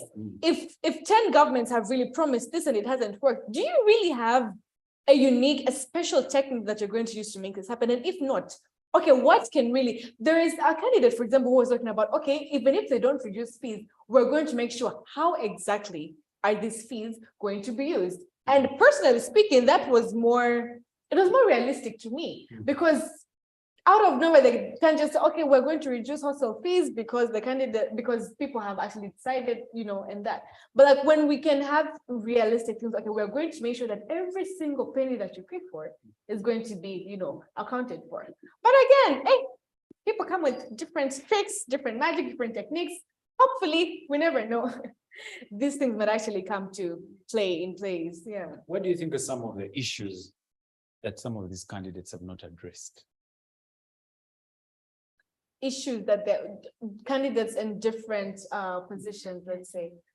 For example, look at the empty non-residents. What have they not addressed on the outside? I'm seeing someone saying he's really serious on the security thing. And I'm wondering whether he's going to deploy SFC.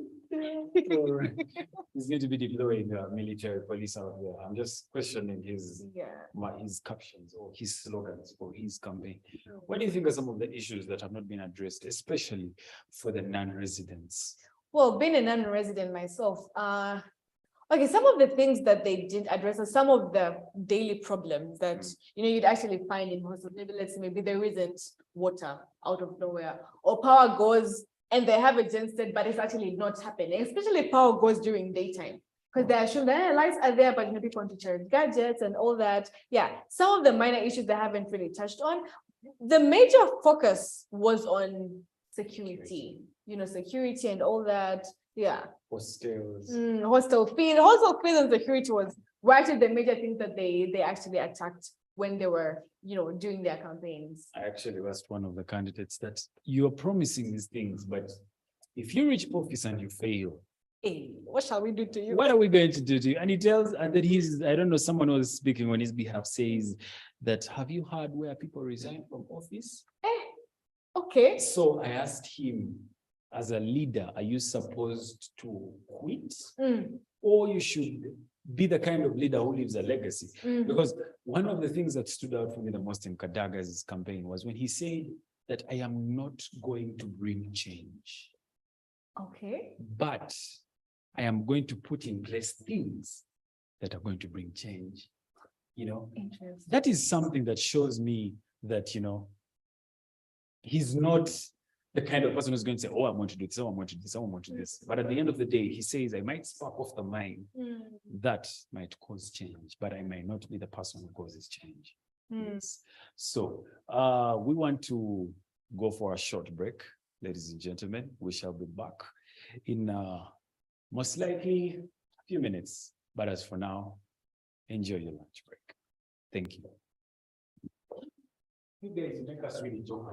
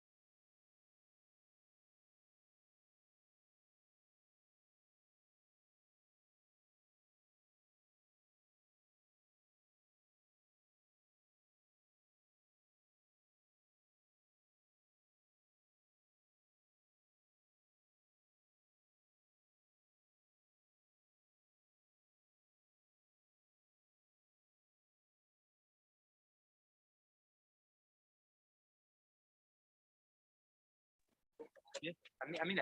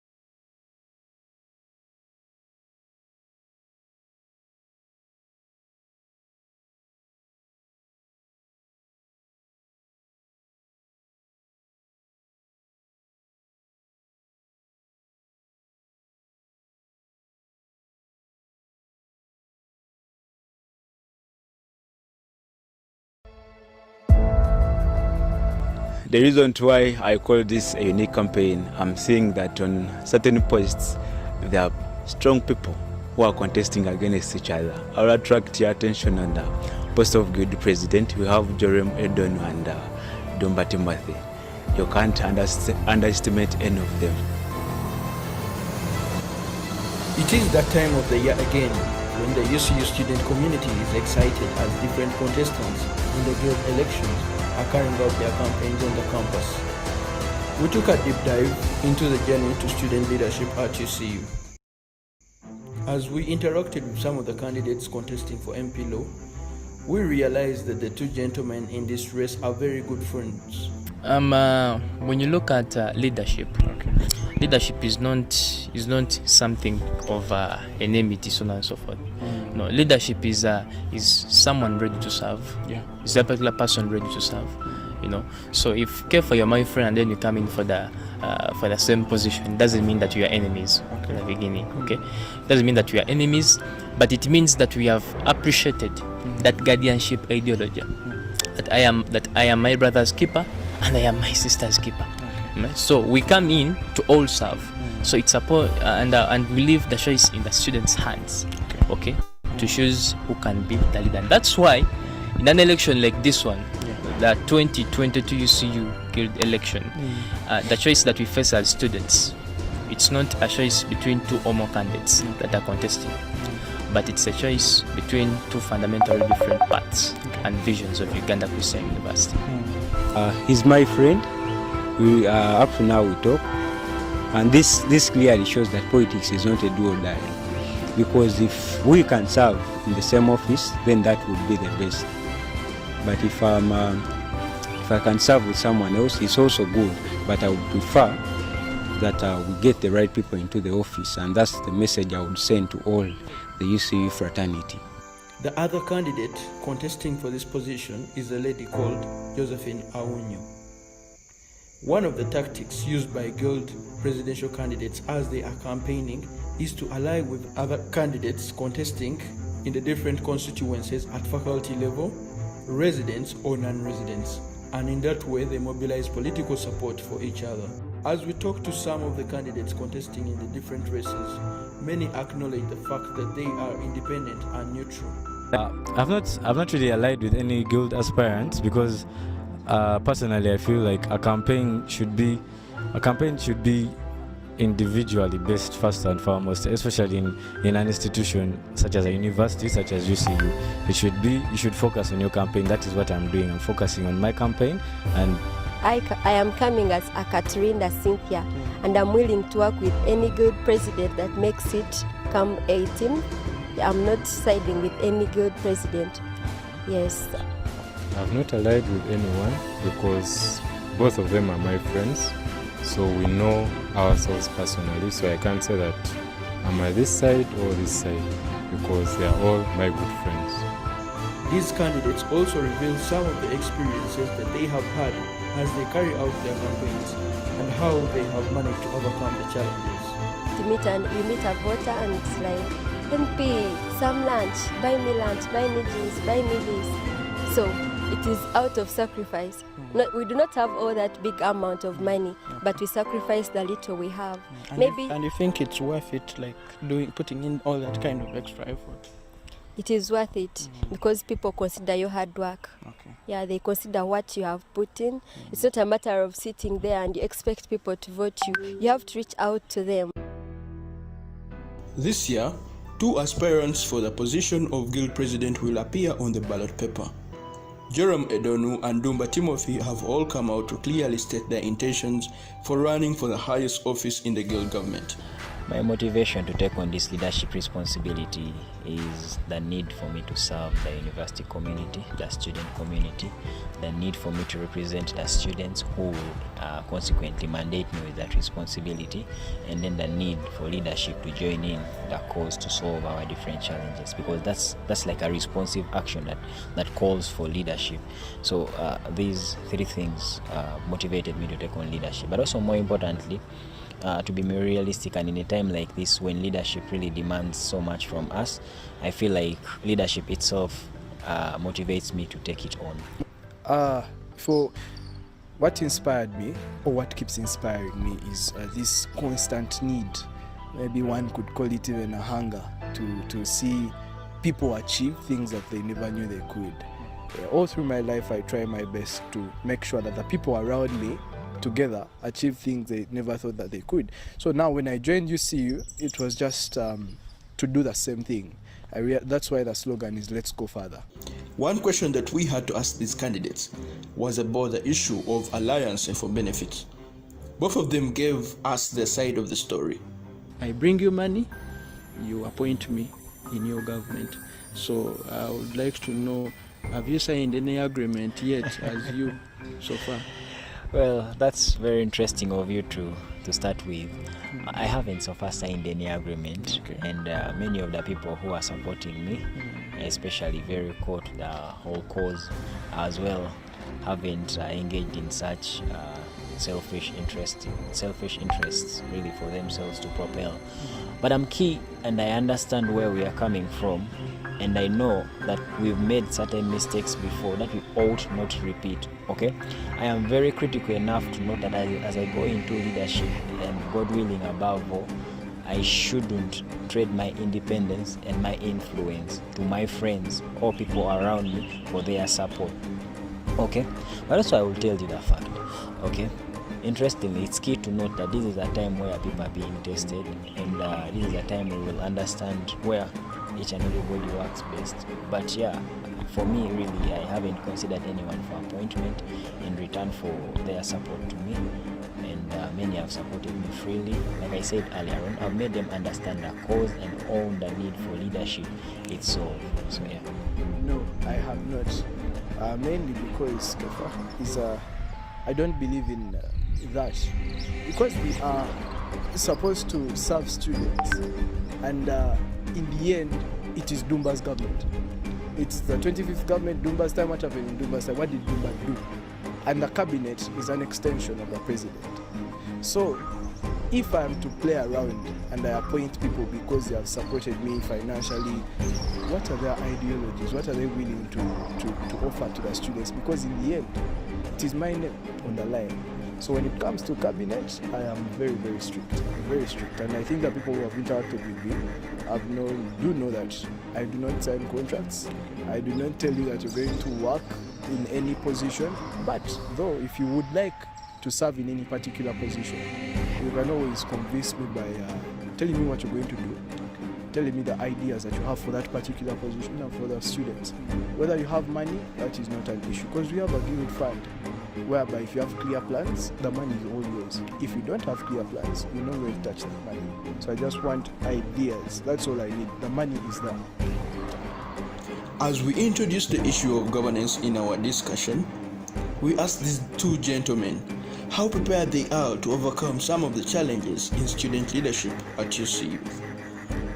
Leadership, and how are we able to listen to each other? Can I be able to speak to you and you understand me just by speaking? Can I speak to you and you understand the vision that I'm trying to implement? Do we share the vision? If we share the vision, it's very hard for us to not have disagreements. We shall have disagreements, but it's very hard for us to fall out and give up if the vision is the same. So I think that is one thing we are going to focus on, making sure that the cabinet and the president understand the one vision that they have. Okay.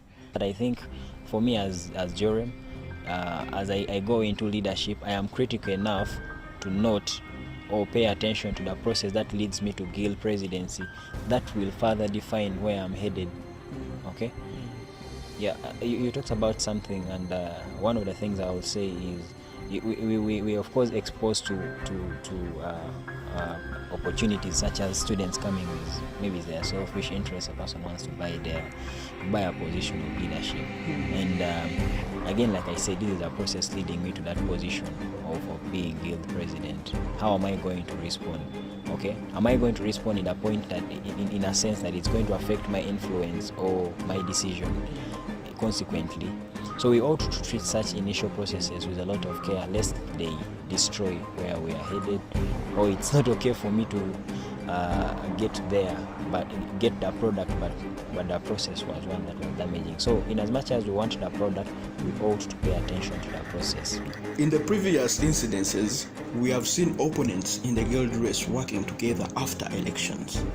The incumbent guild president, Mirembe Rachel Suranda, appointed her opponent's campaign manager, Chivuna Jonathan, as her vice president. Jerem and Timothy disclosed their reasons why it may or not be possible for them to work together after the elections. So you as Jerem, are you willing to work with Dumba, regardless of the circumstances or what is going to come out of the elections? Are you willing to work under Dumba, or are you willing to appoint Dumba? Okay, thank you very much. I think it's key to note that as we go in for this election, we differ on policy and not on sentiment. So we shouldn't take our differences beyond just our politics. Political maturity is very key. And so it's okay to acknowledge your competitors' strength and then take it on or build on it. So I would happily work with anyone, for in as much as the process that led us to the result wasn't one that was injurious. Okay? Because again, like I said earlier on, this is a test for me and Timothy. And after the election, we will definitely get to understand who was doing it as a do or die. And to have such a person in a guild government would mean it would be a mistake to have. Because usually what makes someone take an election as a do or die is having selfish interests. And when they carry on with those selfish interests to the guild, it is going to be very injurious to us. So I think the process that is going to take us there will determine who will qualify really to work with the other. I think I wouldn't be happy to work with anyone who injures my the process really, or brings me down, or would want to do anything to bring me down. But I would be happy to work with anyone who would harmoniously work with me or look at me as a competitor, but not as an adversary. Well, yes, I can definitely confirm that I'm willing to work with our opponents, with Mr. Jerem, because to come for this position and to go through all those various vetting processes, of course you must be having something to offer. So if I don't work with them, I am missing out on something. And if they don't work with me, they're also missing out on something. And we are here to serve the students, so I wouldn't cost them that. UCU has always maintained that it practices non-partisan elections. Guild candidates are not allowed to associate themselves with any national political party. However, it is alleged that some candidates try to look for external support among some political groups. As we talk to Dumba, he mentions the kind of external support that he has got. Of course, I have external support. Yeah, I don't think you can. It is rather hard to go through campaigns if you don't have external support. But this support is in form of family, relatives, maybe people from your former school, well-wishers, uncles and aunties. Because as a person, I don't believe I highly support the position UCU is taking in terms of being non-partisan.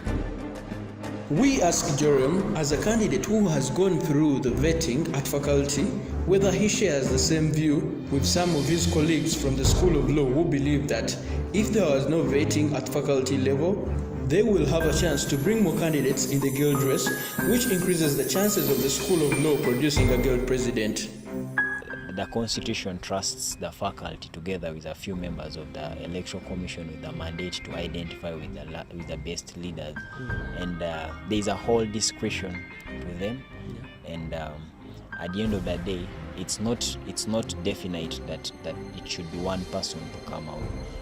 It's also not definite that it should be a third-year law student who should be able to come out of that faculty. We've seen incidences where a second-year law student has come out to be a guild representative for the faculty of law.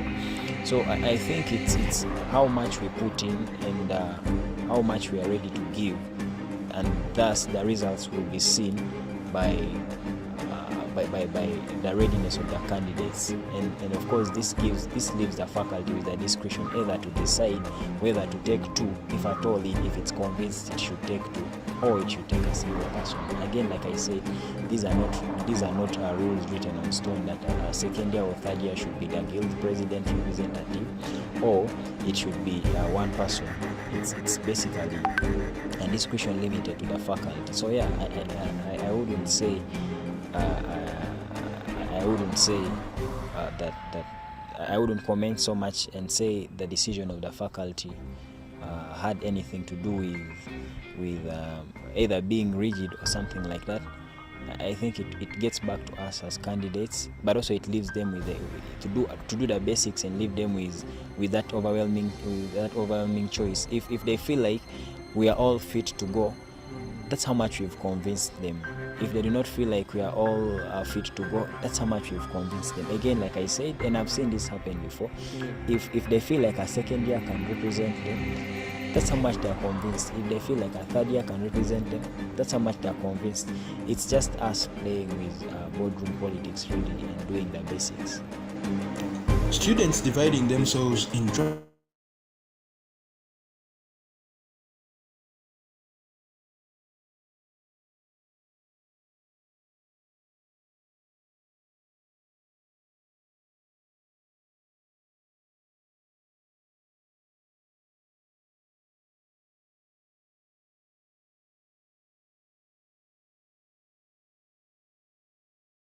Third commercial break. Certainly you have been in the able hands of my colleague Joshua Mwesigwa and Esther Kawe. I hope you guys have enjoyed that segment they had and taken you through a very long episode of UCU Decides 2022. And right now I'm here to take you over to the next segment of UCU Decides 2022. My name is Gildan alongside Charles Samuel. You know, as I was coming to the studio, I got to realize that the race is getting tight. If I told I would borrow a layman's language, the pressure is getting worse.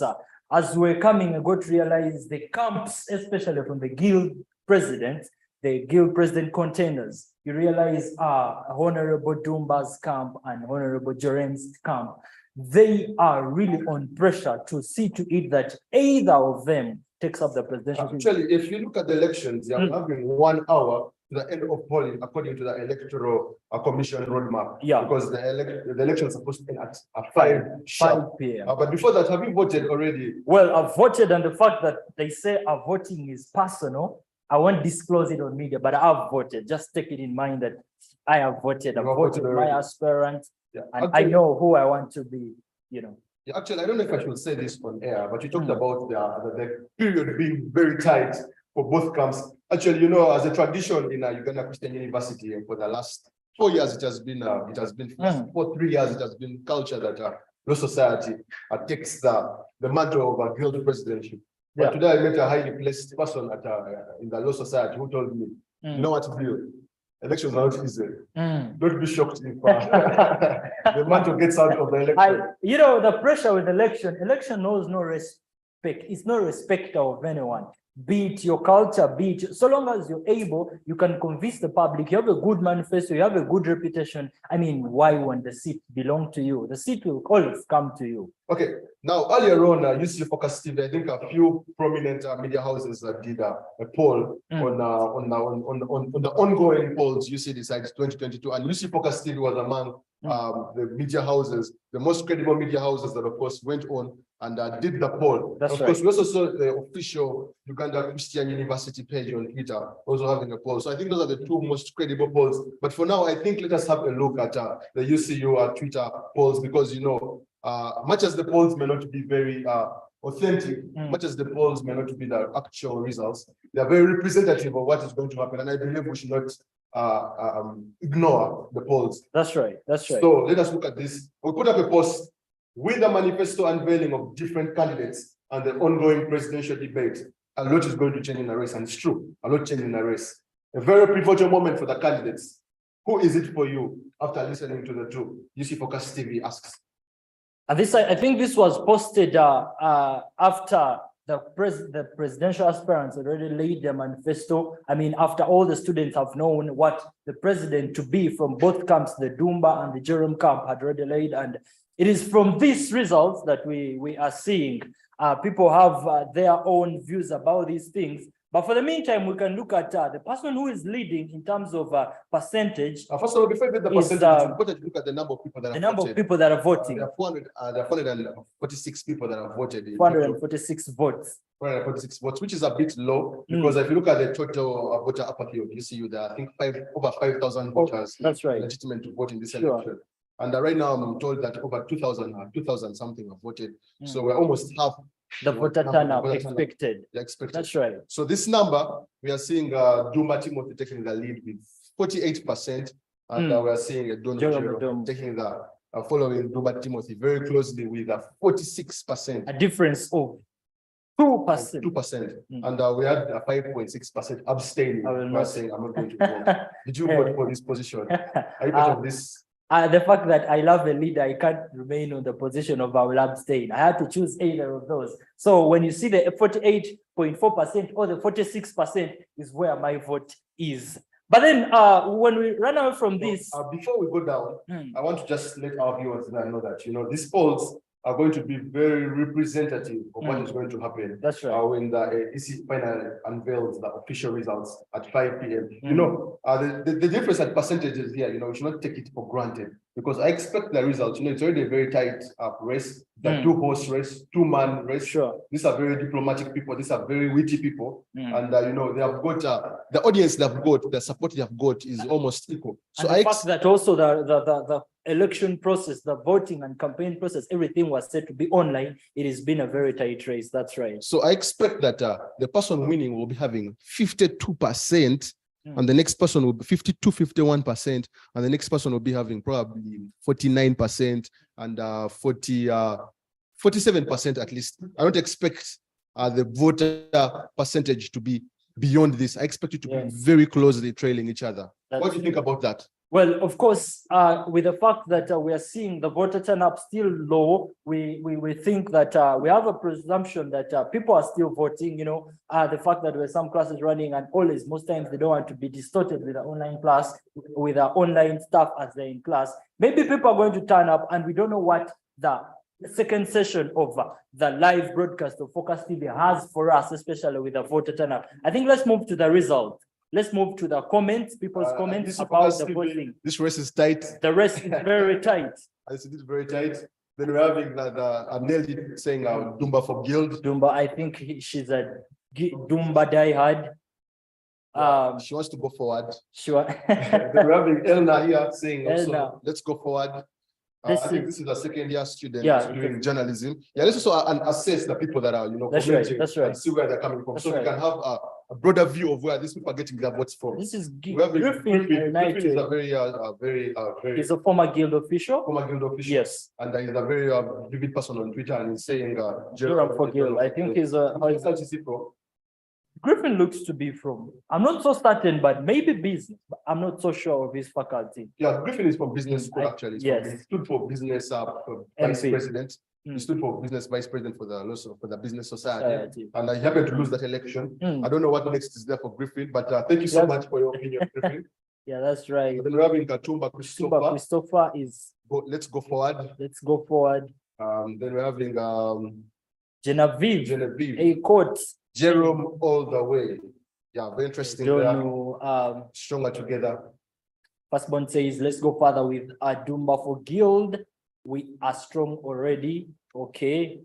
I feel that these people are having a similar ideology. That's right. And if you get to realize with all the comments that are running, things seem to be a little, the rest is really tight and things are so close to each other. I'm seeing one of someone's comment here. Dono is the right man. Dumba for Guild. So let's first analyze these two gentlemen. Yeah, I know our colleagues, Mesiga Joshua and Esther Kawe, did a very good job analyzing the two people, Dono Jerome and Dumba Timothy. But as a person, what do you think about these two candidates? Well, sometimes analysis comes from very many different things. But if you look at the quality of manifestation that these guys laid, if I told you you're really a sober person, you really see both of their manifestos are really compelling for someone that would want a leader, and not any other leader, not an MP, not a social worker, not any other leader in any other position, but a guild leader, a guild president, if I may mean. These two people they are idealistic persons, if I may say, because one time I got an opportunity to sit with both of them and try to exchange pleasantries, but you get to realize that even in just the small time you have with them, you get to realize there are very many ideas that come out of them. Well, that may be my school of thought, but I don't know what other people have to say. What do you have to say about these people? For me personally, I know them in a very personal level. I'm a very close friend to Donald Gerald, truth be told. And I happen to also be a close friend to Duma Timothy. We talk once in a while. And, you know, since we got to the presidential race, we've been having a lot of interest time together. And all I can tell you about these two men is, one thing about them is they are both very witty people. Yeah, actually, I believe if I saw a tweet somewhere, someone saying that the race, someone implying that the race is for law students. But if the race was for law students, then I believe Duma Timothy should have been a law student. That's right. His level of determination, his level of intellect is similar to the level of intellect that Donald Gerald presents. And you know, when you have these two men, and you know, they're people with pure hearts. Yeah, they seem to be people. Yeah, I use that. Let me quote that. They seem people with no problem with society. They seem to be people who actually they have come not as leaders but to serve. That can be clearly seen. Even in the manifesto of Duma Timothy, he says, "I'm not a leader. I'm here to serve." Look at the manifesto of Donald Jerome. Donald Jerome says they need to serve. So I believe these are people who want to really serve the student community of Uganda Christian University, and I believe both are really capable. Actually, right now, you know, if you look at the dynamic at play in UC politics, tribe has always been, I quote, tribe has always been, as alleged, a very vital factor in a UCU's political landscape. But if you look this time around, you don't see tribal factions, you know, saying I'm supporting someone because he's from the west, sometimes because the person is from central. Because if you look at all this while the prominent guild presidents were from a certain denomination, then shifted from one. Kadaga broke the chain. Came back to one region. Then the chain was broken. And if you look at the campaign trail, you would see Westerners dominating one side, the Uganda people don't. But now UC has really shown that, you know, we are moving further and we are really being a very intellectual community. We're no respect of religion, no respect of tribe. It is intellect. It's intellect, because I've seen people from the West endorsing Donald Jerome. I've seen people from the West still endorsing Duma Timothy. So it has really been a very, very vital part. And also another thing is also the school factor, which has been a very important factor. Now, you know, law school always supports their own. That's right. But for the second time again, law school has decided to go off the odds, and they are saying, no, we're going to support our man Duma Timothy. That's right. We're going to support our man Duma. If you look at the second year's law school, they are really divided. The vote is going to be very divided from there. If at all, EC would give us electoral voting colleges from, you know, every faculty, how faculty votes, you would see that, according to me, second year law school is going to be very, very divided. And that is because people are growing their mindset and they're not voting for person is for my faculty, a person from my tribe.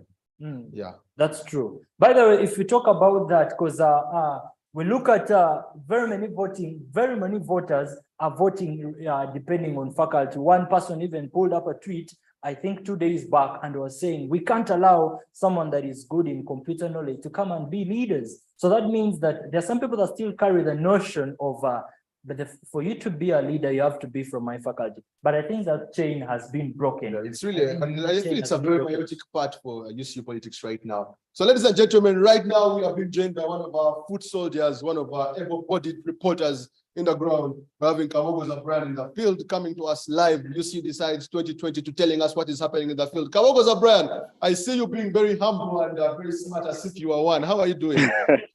Thank you so much, my brother Bill Dan. Thanks so much for the update you have given us live in the studio.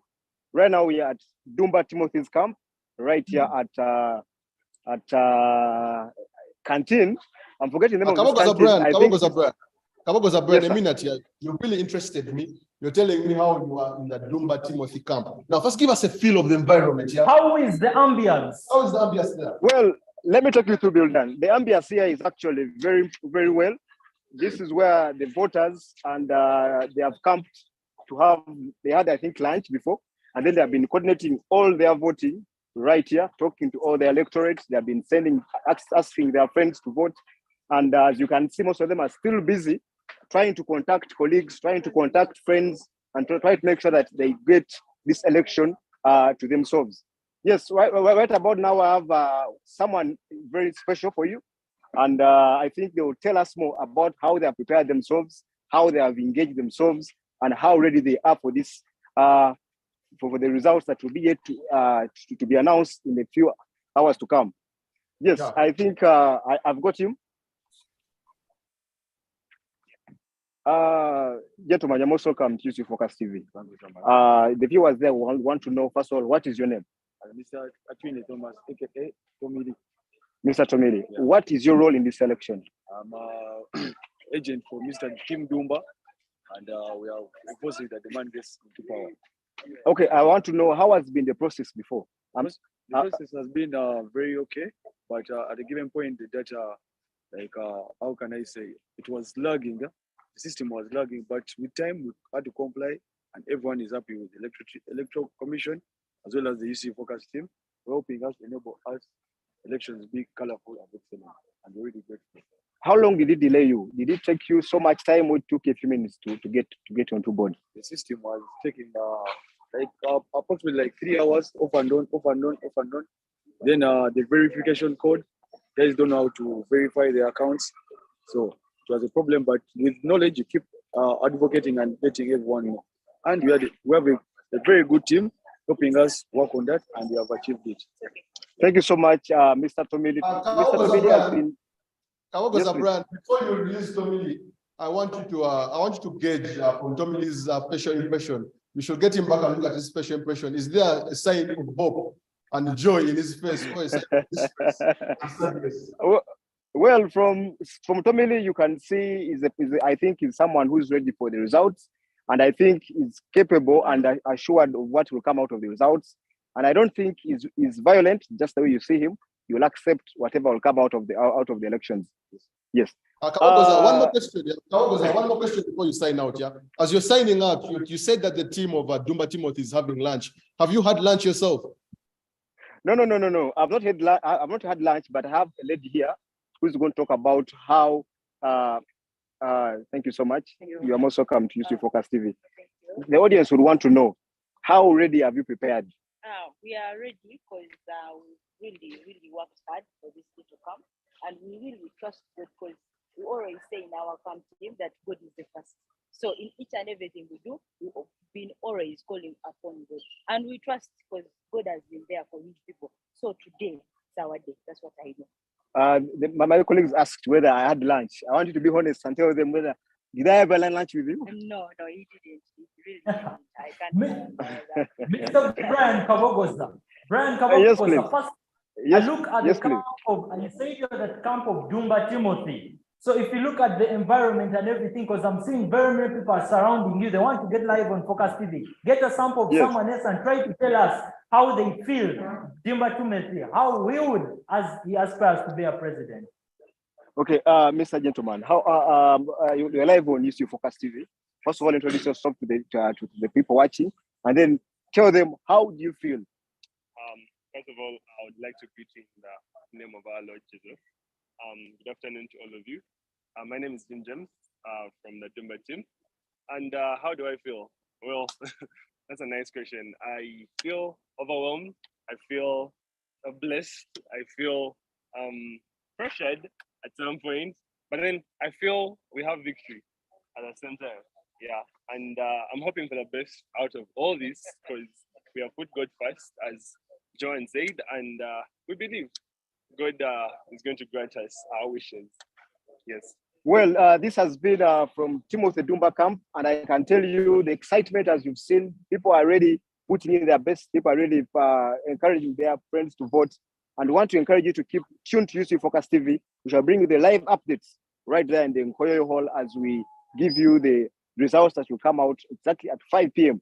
So want to encourage everyone watching to subscribe to the channel and also to share to everyone else. Thank you so much. Thank you so much, Kabogoza Brian, for that good update. I encourage you to go and have lunch so that you don't fade in the field. Yeah, thank you so much. Basically, Pierre Charles, if you look at these elections, yeah, they are really turning into a very dynamic set. As you can see, we are going to very soon be bringing what is happening at Team Edono, Jerome, and see what is happening there. But one thing for sure is that I am really excited. I think we are done. is bringing up a live update. How do you feel about that? Well, it is no doubt that this is a very big initiative. I mean, it means a lot for you to have live coverage of election in an institution. You know, it is not something so very easy. And also covering things that other people find it hard to do. Well, it means this is over ambitious. Yeah, on that note, I'd like to thank our patron, Mr. Semakula John, Mr. Senoga Godfrey, Mr. Emma Ilungule, our producer, Mr. Richard, the technical man who is making this production happen from the e-learning center. Thank you so much, e-learning. And of course, let's go on Twitter. The hashtag is UCU Decides 2022. Let's engage on Twitter. And this link for the live, let's share it to everyone. Let's share it to everyone out of the university. Let's share it to our friends from other universities and show them how political season is supposed to be held. Now, Charles appeared. I think let's go to the MP candidates and see how their opinion poll was faring. Yeah, what do you think about that? MPs have been the people that have been so quiet. I don't know how they've been taking on their campaign, but let's see how they are running. Now, this is the camp of the School of Law. The Guild President race is heating up, but what about the other cabinet positions? Vote your polls now, and who do you think will take the different positions?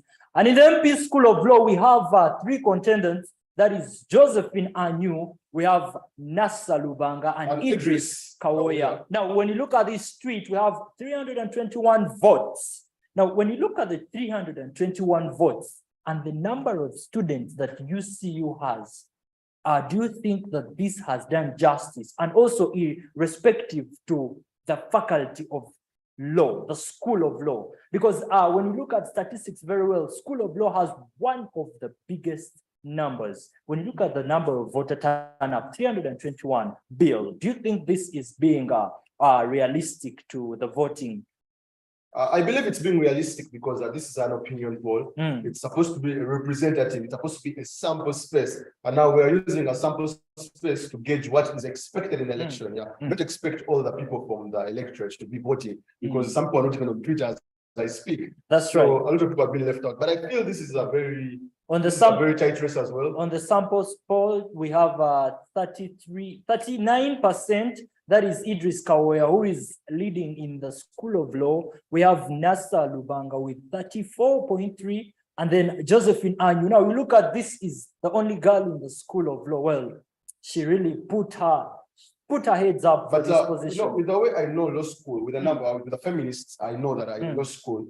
I'd not be shocked if Josephine takes over this position of number 1 or number 2 in this election. Well, I have no doubt with that. This is that representative, ladies and gentlemen, is not the final vote that is going to be cast. It is a representative. You know, what we expect. When I look at this, it reminds me of the previous national election that took place, and we had giants of the male, and we had one lady, Nasi Kalembe, and I just had that relevance. But back to our UCU fraternity, when you look at the School of Business, at the School of Business, we have 2 people that let me scroll back to the opinion poll. School of Business, we have 2 people that are vying for the position of MP, that is the Member of Parliament for the business faculty. That is Amelia Karabo and Owen, who happen to be the former, the current EC boss of the business society. Of the business society. Now, from here, these people are supposed to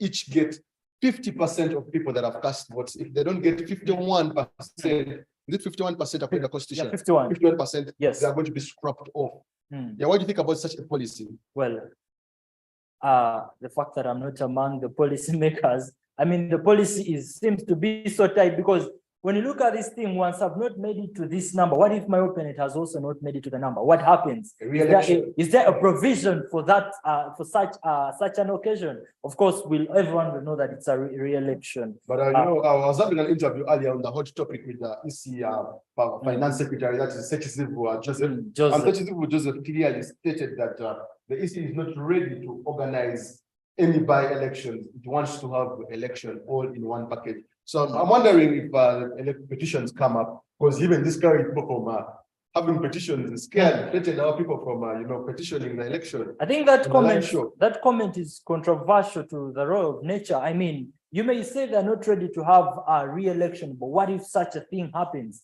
they go against the constitution that you have to have the 51%. What if all of them are in 40%? Does it mean the School of Business, does it mean that faculty will have no representative? It is a question to be answered. Question, yeah. It's a question to be answered. In the School of Business, we see Owen Ivan Muzahura has 60%, and the Karabo Amelia has 40. That is 20% difference.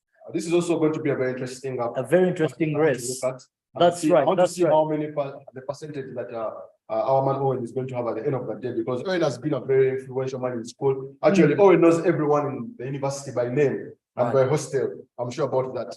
So, ladies and gentlemen, right now we're having the MP School of Education. And the School of Education has also been very tight. This man, Jonathan Okello. I don't know if you know this gentleman. Jonathan Okello. I may be knowing him, just not well versed with him. I think there's what do you know about Jonathan Okello? Jonathan Okello is a very interesting man. His poster came out very interestingly. You know, he does sweet business in campus, and I saw his poster having it's not Jonathan Okello. Jonathan Okello, I think the Okello I'm talking about is the one running for MP non-resident. Yeah, I'm mistaken. I don't know where that's right. The Okello name is so much into my head. I feel you. Now, thank you so much, producer, for that correction. MP Education, Jonathan Okello has 50%. We have 49. Well, these are not the real tallies, members, and those of you who are streaming live on YouTube, these are just provisional results. These are opinion polls. Yeah. So don't hold us accountable. These are just opinion polls. MP Design, Engineering, Design and Technology. We're having Gordon Chimera, and we're having Rodney Oliver. And it's really a very interesting race here, because actually this is almost an engineering department. But one thing you should know is the engineering department, the MP engineering department entails a very big constituency, because it also sits for people that are not sending representative, faculties that are not sending, for example, the School of Nutrition, Science and Nutrition, Science and Nutrition, Medicine. The School of Medicine. Medicine actually has its own MPs. I don't know about that. I've not seen any contender. Perhaps maybe he also entails in that. Now, let me take you to one of the most interesting faculties, and that is the faculty School of Journalism, Media and Communication. Well, with no doubt, there are only two contenders here, and also the faculty needs two. The EC also needs two. We have Dismas Nuaine, who has 50% of the votes. We have Constance Ichuma, who also has 50%. Now, just to have a deep into this contenders, what do you know about Dismas, Bill? Dismas is a very informative person. He is actually. I don't know what Dismas is, because Dismas is a man of God. Dismas is a political activist. Dismas is a climate activist. Dismas is everything. You want to say he's multi-versatile, he's falls everywhere. Dismas is a very multi-versatile person. And also this Constance is also a very talented journalist. And I believe that is why I'm seeing a tie here. Yeah, there is a tie here because these guys, all of them are a real product of very positive work output. What I know about these two, especially Constance Ichuma, she's a very good photographer. Very good. You know, it is very rare to find ladies that are good in photography. Very rare. True. The names that we know that are so big in the industry, the likes of Francis Isano, apart from the lady that takes photographs for the president. But Constance? The likes of Pierre Charles. Well, that was a nice joke. Let's move to the School of Science, MP Social Science. We have Kevin Dusabe, who has 62.2%. Emmanuel Gerard Abura, 18.5%. John Ivan Buire has 19.2. Well, as we just want to keep reminding you members, these are just opinion polls. The things that we are not very far, but a little close to maybe the outcomes. We expect the election to look this way, but we don't expect it to look this way. That's right. So we're just using this to just have hope that someone is going to win, have hope that someone is going to lose. I don't know if that is hope. If someone losing is hope. Well, it's hope to the opponent, but it's also it's no hope to someone who has intended it to be a leader. Okay, over to MP residence mail. This is a very interesting position. I remember the last election. I think this position had a by-election. MP residence mail. If I do remember very well, they did the election in the January semester because I think there were very few people. Yeah, that's right. So, but now here we have Elijah Emmanuel Chirabo having 15.7%. We have Kennedy Chitandwe. This one is from the School of Mass Communication and Journalism. Has 15.7 as well. There is a tie between Elijah and Chitandwe. And then there's Emmanuel Edono. has 32.4%. And then there's Gilbert Loima. Has 36. Now there is no big difference from here, because the difference, if you look at this critically, the difference is between just 15-12. Then that means but out of these four, only two are going to have to qualify two for are that needed position. for the position. Now this is also a very strong and tight race. But Charles, before we can move further and continue with this opinion polls, there is something I've always thought about and I've always queried. We're having a constituency like MP non-residents. Yes. We're having what significance has the members of parliament of non-residents, members of parliament of residents play? What role have you seen them play ever since you've come to the university? Now, those are one of the questions that I expected to ask an MP contestant for residents. If I thought I was waiting for these guys in my class and I wanted to put up my hand and be like, hey man, hey lady, you're contesting for this position. What do you do? I mean, MP residents, it's like almost everything is done for the students that are in the residence. I mean, the security, what we talk about security, the halls are in very good shape, if I may say, and you look at almost everything entailing their leadership, their position as MP residents look to be good. But then we may be looking at that side, but what do you think would really make someone go for this position? Now, those are one of the reasons as to why we have polls and we want to always get such results from these. Maybe if you have a school of thought about it. Before I can give you my school of thought, I feel that this position should actually be having one person representing them, because already everything from residents is almost there, and the residents don't need really a lot. And if you look at this position, the incumbent people right now in MP residents just had the election last semester. That's right. Last semester towards the end. Yes. They have had so little a time. I think in office short term. So I was really wondering what the significance of that election. You're about to leave power, then you're being elected to power. What is the significance of that? Well, I think we can't answer those questions, but if we look at the manifestos of the two guild presidents, they all promise to be getting back to us, and we keep giving them questions, they give us answers. And I think in one of those sessions, we shall have that opportunity to ask those questions. So as we're about to finish up the opinion poll, we're having a host coming to join us in the studio very soon, a gentleman by the name of Onen Douglas Drake, who is coming to join us very soon in the studio, and we shall be dissecting a lot of issues concerning what he thinks and his school of thought about the election. Onen Douglas Drake is a very extravagant, he's a very talented debater. Yes. He's a very good political analyst, and we want to find out from him what he thinks about the election and who he thinks is going to win. Is it a gentleman that tried contesting for a position in the Law Society? Yeah, I think Onen tried contesting for position either in the Law Society or this MP position of this election. But regardless, he's a very good speaker. If I may say, he's a mogul. He's a mogul. That's very interesting. We have jumped a position here, the position of let me see, MP residents, female. We're having Esther Mutoni, and we're having Magdalene Atugabire. There's a difference here. Mutoni has 71.2%. Magdalene has 28. Now, don't be shocked to see these positions being the same, not switch, being the same. Because you look at the percentage here, it is really too high. It's too high. That means the competition has been very less. That's true. That means she has either done too less, she's not caring about Twitter to have her people come to vote, or she has no support actually on the actual ground. It is a two-sided. It is a two-sided. But then it is also balances the vote a little, the fact that the position needs two contenders. But she has to get 50%. 50%, we go back to the constitution. Now, this is where we also go back to the constitution that has been constituted. What if the 50% doesn't come in? Now, that's a question to be answered by the EC office. Yeah, let's remember that the opinions expressed here are strictly for UC Focus TV. They are our personal opinions.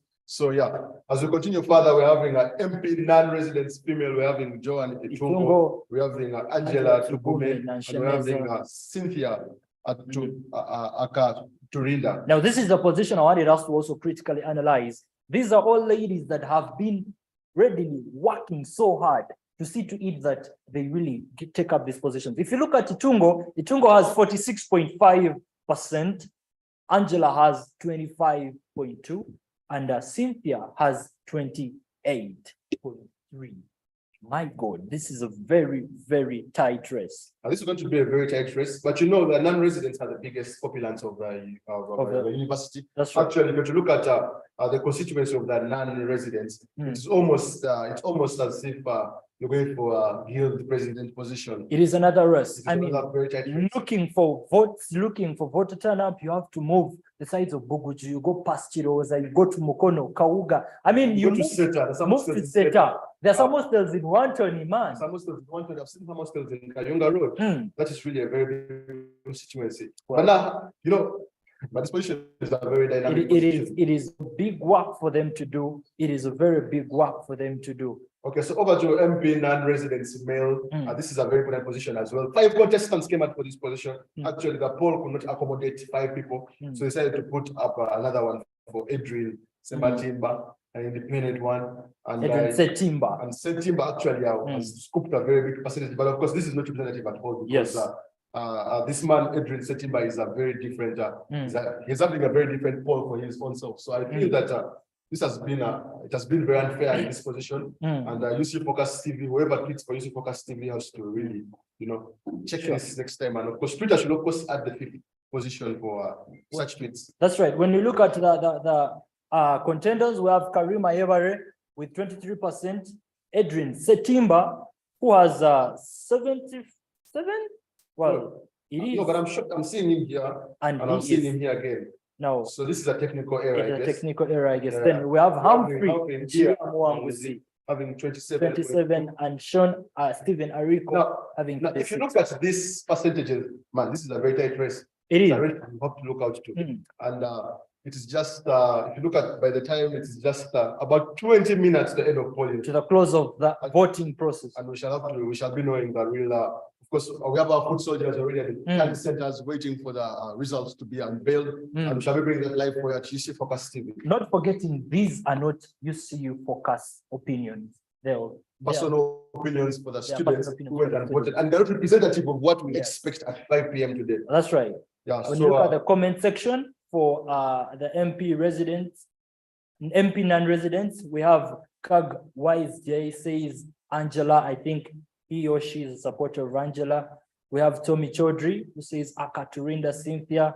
And then we have Abraham Wakindo Joel Stephen, who says that he is Team Itungo Joan. I think male residents also, male non-residents also vote for the position of female residents. That's right. Yeah, that's really interesting. That's right. I think it just entails in the whole. But why should you have 4 people representing just one constituency? One constituency, well. And you have some constituency lacking members representing them. That is something the Labour Commission should look out for. The parliament that is coming up should look out to every parliamentarian. Please, this is something that you need to move into parliament and look at the number of people we have, because I feel a lot of money is being lost, a lot of money which should be put into useful use in some other entities in the university are being put to use to making sure all these people are comfortable in parliament.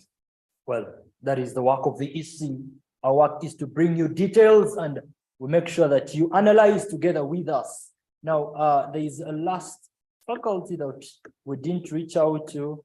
I think we're done with the polls. We've done justice to the polls, and we get back to the big men. I mean, the face of the university, that is the guild presidents. The rest is still tight. We have our reporters in the field who will be giving us live updates from all over the parts of the UCU campus. But then not to forget that the election is still ongoing. Those of you who haven't yet voted, go on your Twitter, go on your Alpha app, and then log in and get a verification code and get yourself the leader that you would wish would stand in the position that you want them to be. Actually, just to set time straight, we have only 11 minutes to the end of the election. So if you've not voted, you only have 11 minutes to do so. You have 11 minutes to change and make your leader win. Right now, we're being joined by a very important political activist, a very important student from Law Society, who is coming to weigh in on the opinion polls, what his opinion is on the opinion polls, what he thinks about UCU decides 2022. Onen Douglas Drake will be joining us in studio very, very shortly. He's already in the studio making his way forth, and he'll be dissecting to us, telling us what he thinks about the election and what basically entails an election. Well, I think as Onel Douglas makes his way to the studio, let's have a very short commercial break, and we'll be back with what his views about this leadership, because previously we told you he's one of the people that we know is going to give us a very critical, analytical view about this whole process. But I like what you use, critical, analytical view. I mean, he's going to criticize and analyze all this process. Let's have a short commercial break, and we'll be right back. Stay tuned and focus, please. Person to come out. It's also not definite that it should be a third-year law student who should be able to come out of that faculty. We've seen incidences where a second-year law student has come out to be a guild representative for the faculty of law. So I think it's how much we put in and how much we are ready to give, and thus the results will be seen by the readiness of the candidates, and of course this leaves the faculty with the discretion either to decide whether to take two, if at all, if it's convinced it should take two, or it should take a single person. Again, like I said, these are not rules written on stone that a second year or third year should be the guild president representative, or it should be one person. It's basically a discretion limited to the faculty. So yeah, I wouldn't say that I wouldn't comment so much and say the decision of the faculty had anything to do with either being rigid or something like that. I think it gets back to us as candidates, but also it leaves them with to do the basics and leave them with that overwhelming choice. If they feel like we are all fit to go, that's how much we've convinced them. If they do not feel like we are all fit to go, that's how much we've convinced them. Again, like I said, and I've seen this happen before, if they feel like a second year can represent them, that's how much they're convinced. If they feel like a third year can represent them, that's how much they're convinced. It's just us playing with boardroom politics really and doing the basics. Students dividing themselves in tribal factions in their political camps is one of the concerns that has been noticed in the previous guild elections. However, some students, including candidate Dumba, believe that things have changed this time. Well, if I can, for that particular case, I could maybe put it in this way.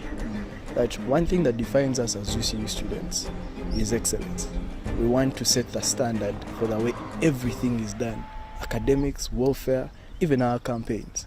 And if we know that these are the tribalism, political parties, small things like that are what cause issues in public universities, UCU should be different. And we are here to set a standard.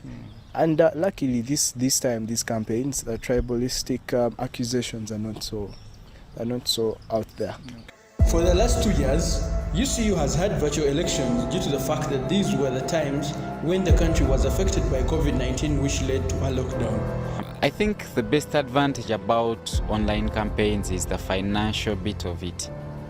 Because I'll be honest that I only made, I think, 3 posters. Not physical, but they were online. Only 3, and they took me through my entire... Okay, all right, welcome back from that short commercial break, and this is still the UCU Focus TV, and we are trying to bring you the debrief of the electoral process happening today, the 18th of November at Uganda Christian University. Now on studio, we've been joined by Drake. Thank you so very much for coming and accepting our invitation to the studio. Thank you for having me. I'm so privileged and honored. Yes. The time invitation. Yes, Drake, we want you to basically, what do you think about the elections? How is the election process to you? First and foremost, I'd like to say that I'm quite excited and happy that people have exercised their civic duty and civic responsibility. It is one that is provided for in the university's constitution and nationally. All of us as students, or even as Ugandans, as citizens of this world, as citizens of Uganda, we all have to exercise our rights and duties to vote. So coming down to the vicinity or the jurisdiction of Uganda Christian University, my view of the elections are students are doing quite well. Students are not violent. Students are being very much quite disciplined. So basically that's what I have to say. You talked about the students, then we talk about the contenders, the people who are vying for these various positions. What do you have to say about this? Are they really working up for the position that they are vying from the guild president till down the last position? Well, from what I've observed and what I've seen, the students now, the people who are vying for those particular positions have actually worked for that. From all the positions right away from the guild president down to the MPs, all of them have worked extremely hard, lobbying for votes, lobbying for, for support. I would love to say that if you, every moment before you move a distance, 5 meters, you need at least someone who is vying for office. So that tells you how much work they're putting to see that they get into the office. Do you feel content with the whole process? Well, I would love to say that what the EC has done, they have proved to be somewhat, not biased. The process has been quite good. The process has been quite smooth. So I would say and submit that I'm convinced. And Olen Douglas, if you look at this election, and then you do a comparison with last year's election and maybe 2 years back track, what is that? Is there a difference that you can see between this election and elections that were after this? Well, I would like to say something. When I went to Ghana Christian University, the first time we had elections, it was virtual. And regardless of it being virtual, the energy of the election is quite vibrant and energetic. But I would love to say that this time around, personally, I don't know if everyone had gotten the feel. There wasn't so much energy. I'm not quite sure, maybe because students are not so much interested, or maybe because of the candidates, but the energy has not as much been so vibrant as it were in the times where we saw the previous government that took over from Amponda. So if you have to see that the energy that was there for Amponda and the one for Zerada, if you have to compare those two and then come to this one, all of you would agree with me that there's been slight, there's been, I don't know whether slight after the tremendous change of the energy. Yeah. If you look at the opinion polls that we have had, I'm sure you've been closely following the opinion polls. Yeah, if you're to go by them, what opinions do you have? If you look at now here, Dumba Timothy is having 48.4%. We're having a Donald Jerome having 46%. What do you think about the opinion polls generally? Well, this one specifically. First and foremost, I'd love to say that opinion polls on Twitter, it's not only students of UCU that particularly may actually go and put their opinion on what they think. But if you're to go on the ground, actually, all students have various opinions, and some people are going for Dumba Timothy, others are going for the red. I would love to submit that opinion polls on Twitter are not the ultimate decider of who is the ultimate winner at the end of the day. However, it is a guide to tell us. It is a face to show why you have. It could actually not be a face because there could be a slight difference. That's true. We saw what happened in Kenya. The differences that happened today. Today you see Ruto, the next day you see Odinga leading for 2 days. But then at the end of the day, it was who? It was Ruto. So I would love to say that opinion polls could just show what people feel, but it's not the determinant of who wins the election. Just a minute here, as we're talking about the opinion polls, I would like to request our producer, Mr. Elungule Eman and Mr. Richard. I would kindly request that you display the opinion poll of the UCU official website, the UCU official page on Twitter. Kindly help us get to that. Please help us type that in. I think so we can have a look at it as well. As they do that, I wanted to ask Drake a question. You say that you joined UCU, and at the time you joined, the election was online. It was the online process. And now, 2 years back, it has also been online. So what is your feel? What is your say about online elections? Because what we look at right now, everything about UCU is going digital. Everything is we get e-learning, we have e-voting, the e-chagua, we have everything is running digital. What is your say about this? The fact that we're embracing the digital movement. What is your say about this? Moving everything digital. I would love to first start by submitting that the world is generally going digital. COVID-19 has seen a tremendous look into what the world is moving into. It's not only Uganda Christian University that has embraced digitalization of its systems. However, in Uganda, we can submit and say that UCU was among the first institutions to embrace digital elections, digital learning, among others. So my opinion of digital voting, digital elections, I think in a world that is fast growing and fast moving forward, we need to embrace technology and embrace the fact that we have to vote online. Our comrades in Makerere University, they will soon also now join us in voting. The online. e-vote. So it just gives you the trend and tells you where we're moving. So it's definitely a trend that we should accept and abide to. Now, then, if you're to go by a hinge with what you've observed, do you think Law Society is going to take a guild president race this time round? We're just 2 minutes into the official closing of elections. Do you think Jeremy Dono has it? Well, I wouldn't love to say, or I wouldn't want to submit that Jeremy is going to take it, and my team is going to take it. Allow me abstain from commenting so much on that. But whichever winner that comes out at the end of the day, You're ready to work with them. may the best person win. Okay, so and then Douglas, I understand that you came out of a position, I think in the Law Society, or if not in the current elections, I think MP Law, if I'm not mistaken. I saw a poster, we saw a poster of you moving around, trying to vie for a position. What happened to your political aspirations? Well, I think people got it wrong. I've never had any interest of running for office, neither in the guild or whichever. Personally, okay, yes, I love politics. I'm possibly a political activist. I'm a human rights enthusiast among others. But I feel like politics of the institution is somewhat going to be so much for me that I cannot balance both politics of the university and what I'm doing outside. So what are you doing outside? At the moment, I'm doing so much of activism with the Center for Constitutional Governance. Okay. Working with Dr. Sparrow and Civic Space TV, the Youth Roundtable, and trying to, build a career.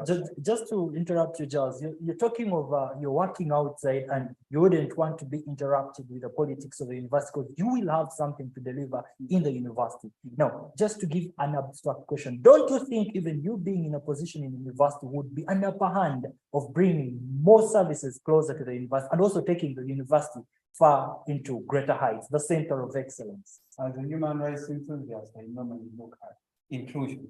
So when oftentimes when I'm arguing or when I'm putting out my arguments, I want people to have the opportunity of serving particular offices.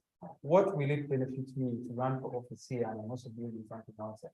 Everyone must have a chance to participate. Everyone must have a chance to build something for themselves. I'm not one who believes in running for office in school, doing something outside and multitasking all over.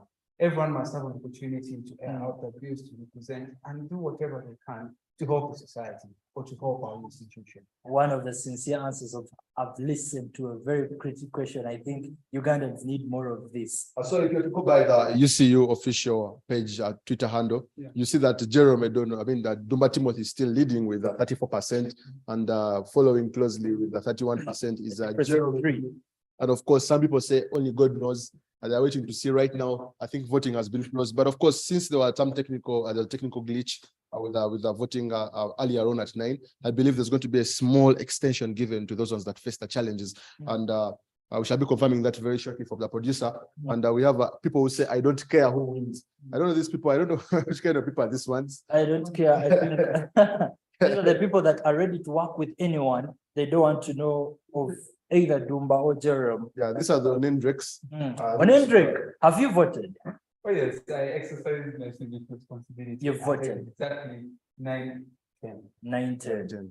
Who did you vote for president? Well, I believe it's a secret ballot. I don't have to respond on air and tell you who exactly I voted. Well, it's secret on camera, maybe. However, whichever person wins, whichever person takes the day, we are willing to see them work and foster the views of the students. I believe that as a guild government, they are supposed to be the mediator or the standing block for the students with the administration. I don't care who wins at the end of the day, but all I care is getting the job done and seeing that the government is doing their mandate and executing it. Wow. Yeah. Thank you so much, dear viewers. We've been having Onen Douglas Drake in studio, dissecting to us very important issues about the election. And according to Onen, the opinion polls are nothing to go by because they are not really representative. So right now we are going to be going for a short commercial break. And after that, we shall be coming and telling you what is happening with the Natali Center, what our reporters have from the Nkoyo Hall, Natali Center, what is coming, the results flowing in. Yes. Who is likely to be the next guild president? Who is likely to be your MP non-residents, your MP residents, your MP School of Law, your MP School of Journalism and Communication, your MP School of Engineering, Agriculture, We're going to be doing that in a very few, but of course, don't forget the hashtag we're using is UCU Decides on Twitter. Please go put your tweet up. Tell us what you think about this. And I think in the next segment, we shall be going through people's tweets, what they're thinking about and who they think the winner is going to be at this last moment. Already the election, when we came on show, the people that voted were 2,000 and something, yet the people that are registered to vote are 5,000. So we believe that the voter turnout is not going to be that bad, though it's going to be still low according to me and my personal opinion. But I believe I'm so shocked that actually I've gotten up to 2,000 this election. That's very right. That's very right. Well, Onen Douglas, thank you so very much for joining us tonight on UCU Decides. We are live on YouTube. For those that haven't yet tuned on, hit on that button and get the live updates. Let's go for the break and we'll be right back.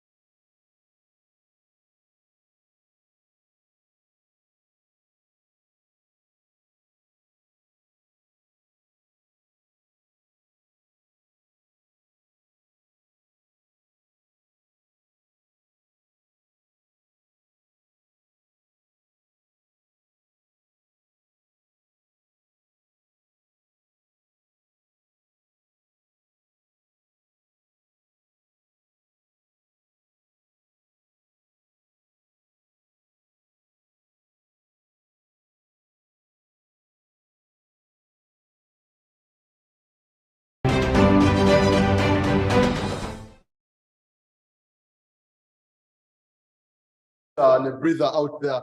Right now, we are coming live from you. We're coming live for you from the UCU political hub. And we're dissecting UCU Decides 2022. We're understanding, of course, we have reached a moment where we're going to find out our president. All this month, we have had electioneering. Is finally coming to an end. In a few minutes from now, the Directorate of Students Affairs, that is the returning officer, will be announcing who our next leaders will be from the different capacities. Of course, just before this short break, we had our name Douglas Drake dissecting into the election, his view on the opinion polls that have been running on Twitter, and of course, Onen discrediting it there, saying that it is not credible because anyone can vote on the Twitter pages. The Twitter pages are not official, and of course, his points hold a lot of water because Twitter is open. I've had stories of very many people from MOOBs coming in and voting for a certain candidate.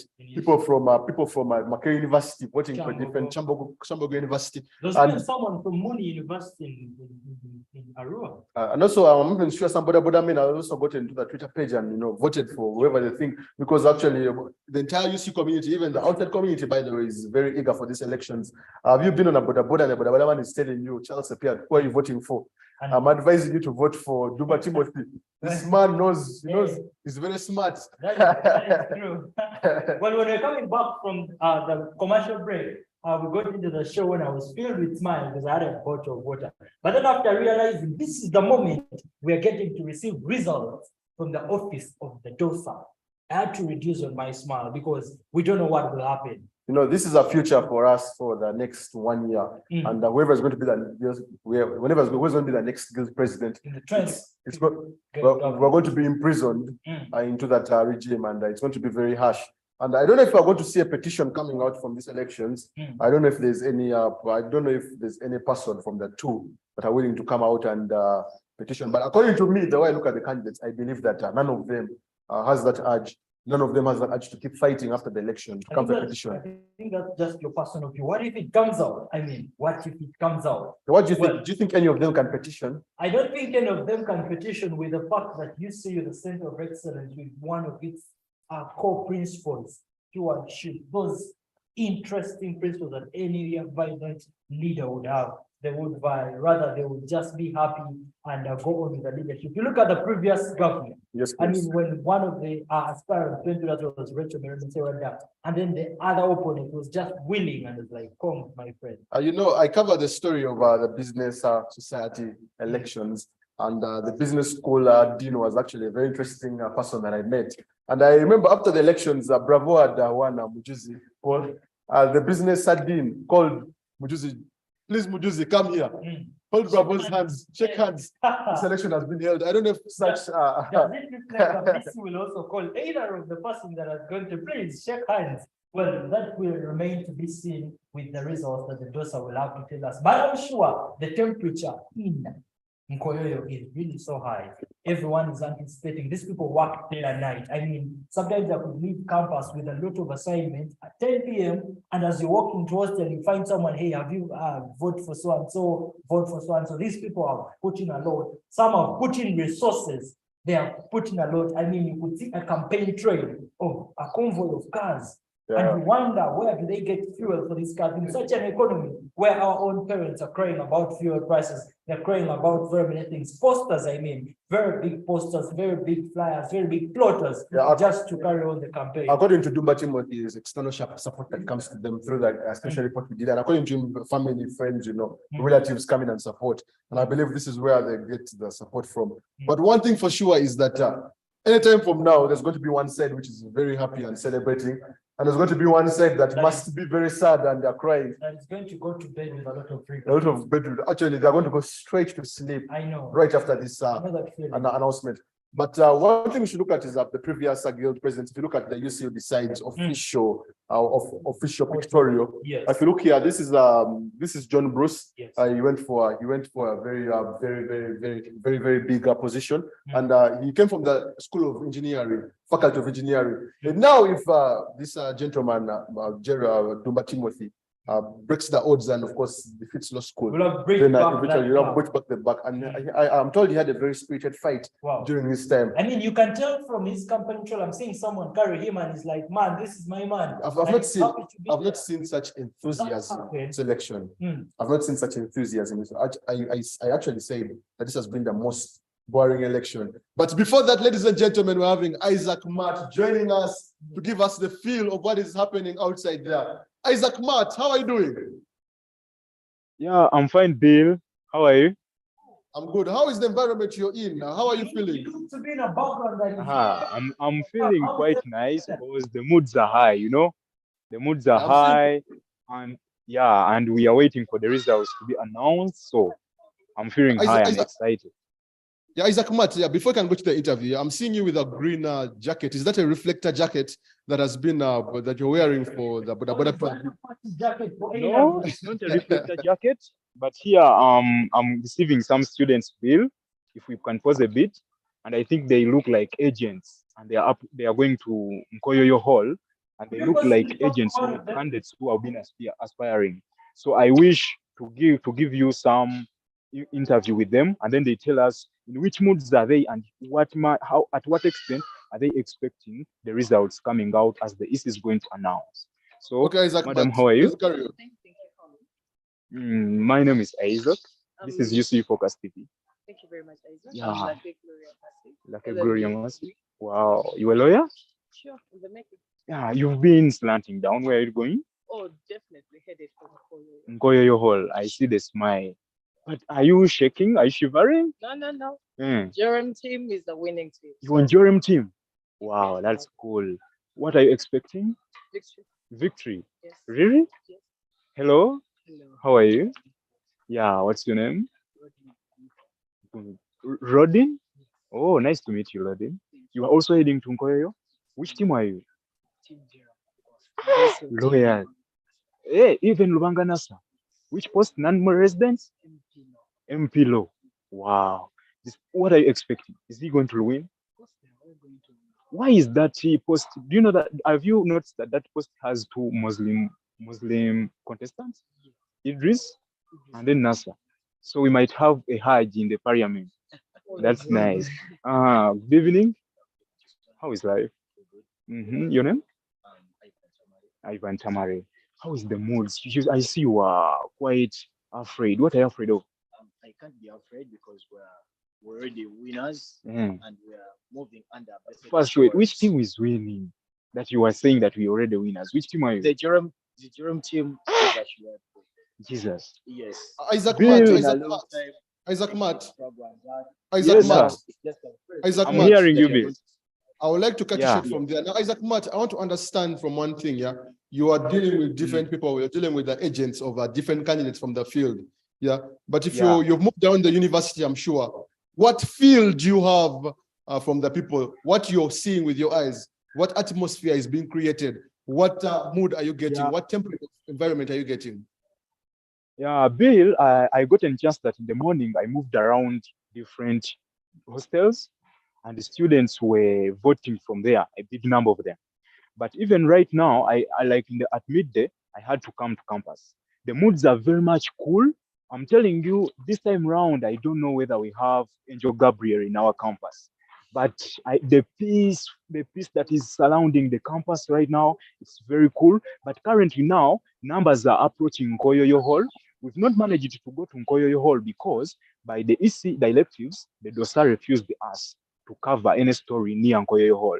So we had to be obedient because we are we are very much obedient and we follow the law. So we decided to come to this side. But you know, we have tried to get these numbers, these agents that are approaching to that place. Remember that, so it has already knocked the time for announcing the results. Yeah. So I have an agent here whom I haven't interviewed for you. So I want you to firstly hear what his take is. Sir, how are you? What's your name? Justice. Tim? Jeremy. Jerome has a lot of agents, man. Are you fans, agents, bodyguards, what? Everything. Yeah, what are you expecting? Of course I will. A win. You guys, you are going to take the government. Probably. Probably. Yeah, so Bildan, I'm having a candidate here. He has been aspiring, and I think it will be very good. It will be very bad if it will be very bad. It will be very bad if we end this interview without featuring him onto this, because getting a candidate right now, it's very much luck. So, sir, you are welcome to UCU Focus TV. Thank you so much. Yeah, my name is Isaac Matt, and I know you, but I know you because of the posters. So you can introduce yourself today. Hello, Jonathan Okello. Yeah. An aspirant for MP School of Education.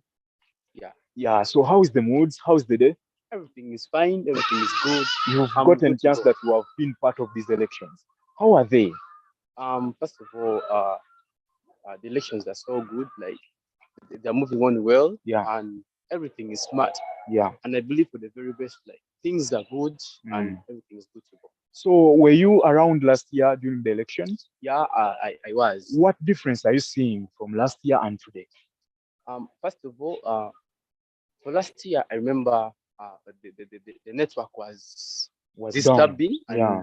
And people were having issues. Then this I can say this year there is some improvement. Hey, in network. In network. Then first of all, even just in the way of voting, it's more of a bit improved. I mean, there is now this. It has been upgraded. Yeah. There is this picture. Are you having an opponent? Yeah, I do. So if you are won, will you be contented with the results? Because you've said the system right now this year is very much perfect. I believe very well that she can't win me, and I believe I'm winning her. Yeah, but by the way, do you know that how many contestants are on your post? We are only 2. You are only 2, and they want 1. They want 1, and I believe I'm winning. Oh, yeah. Okay. Isaac Matt. Yeah. Which electoral constituencies that needs 1 candidate? I thought every position needs 2 people. This electoral, according to his words, Mr. Okello, Jonathan, yeah, he's an aspiring MP. He's on the bar. He has been on the ballot. According to his words, he's saying that the education is that the constituents, education constituents, they need only 1 MP. So there are 2 contestants. Yes, sir. I have a question to the MP contestant. In case he goes through, how will he be able to run the whole faculty? That the fact that it is only 1 person, and it's one of the biggest faculties for the position, and it's only one of the biggest faculties, education. I mean. Okay, so they are asking you, the moderators, if you win, since your constituency needs only 1 MP, which is very much different from other constituencies like law. What are you going to do that the education students will remember you for? Because your constituency, education, is one of the most crucial constituencies that we have in an education institution. Yeah, that is very good. That is very good. And first of all, one of the things that I really want to put into place is, first of all, as education, School of Education, we don't have a society. Yeah, we have just started. A society like business society, yes, like law society, media link. Exactly. Oh. We don't have a society, and we have just started right now. Like this very semester, we started to at least develop it, having an idea. And one of the things I really want to put into practice is that I need to put and develop this education society. Yeah, whereby we can come up together as students, we can have funds together, we can collect funds, help a brother, help a sister who are having issues with tuition and so forth. I mean, it's developmental to all of us. Secondly, as teachers, remember, we learn by doing, yeah?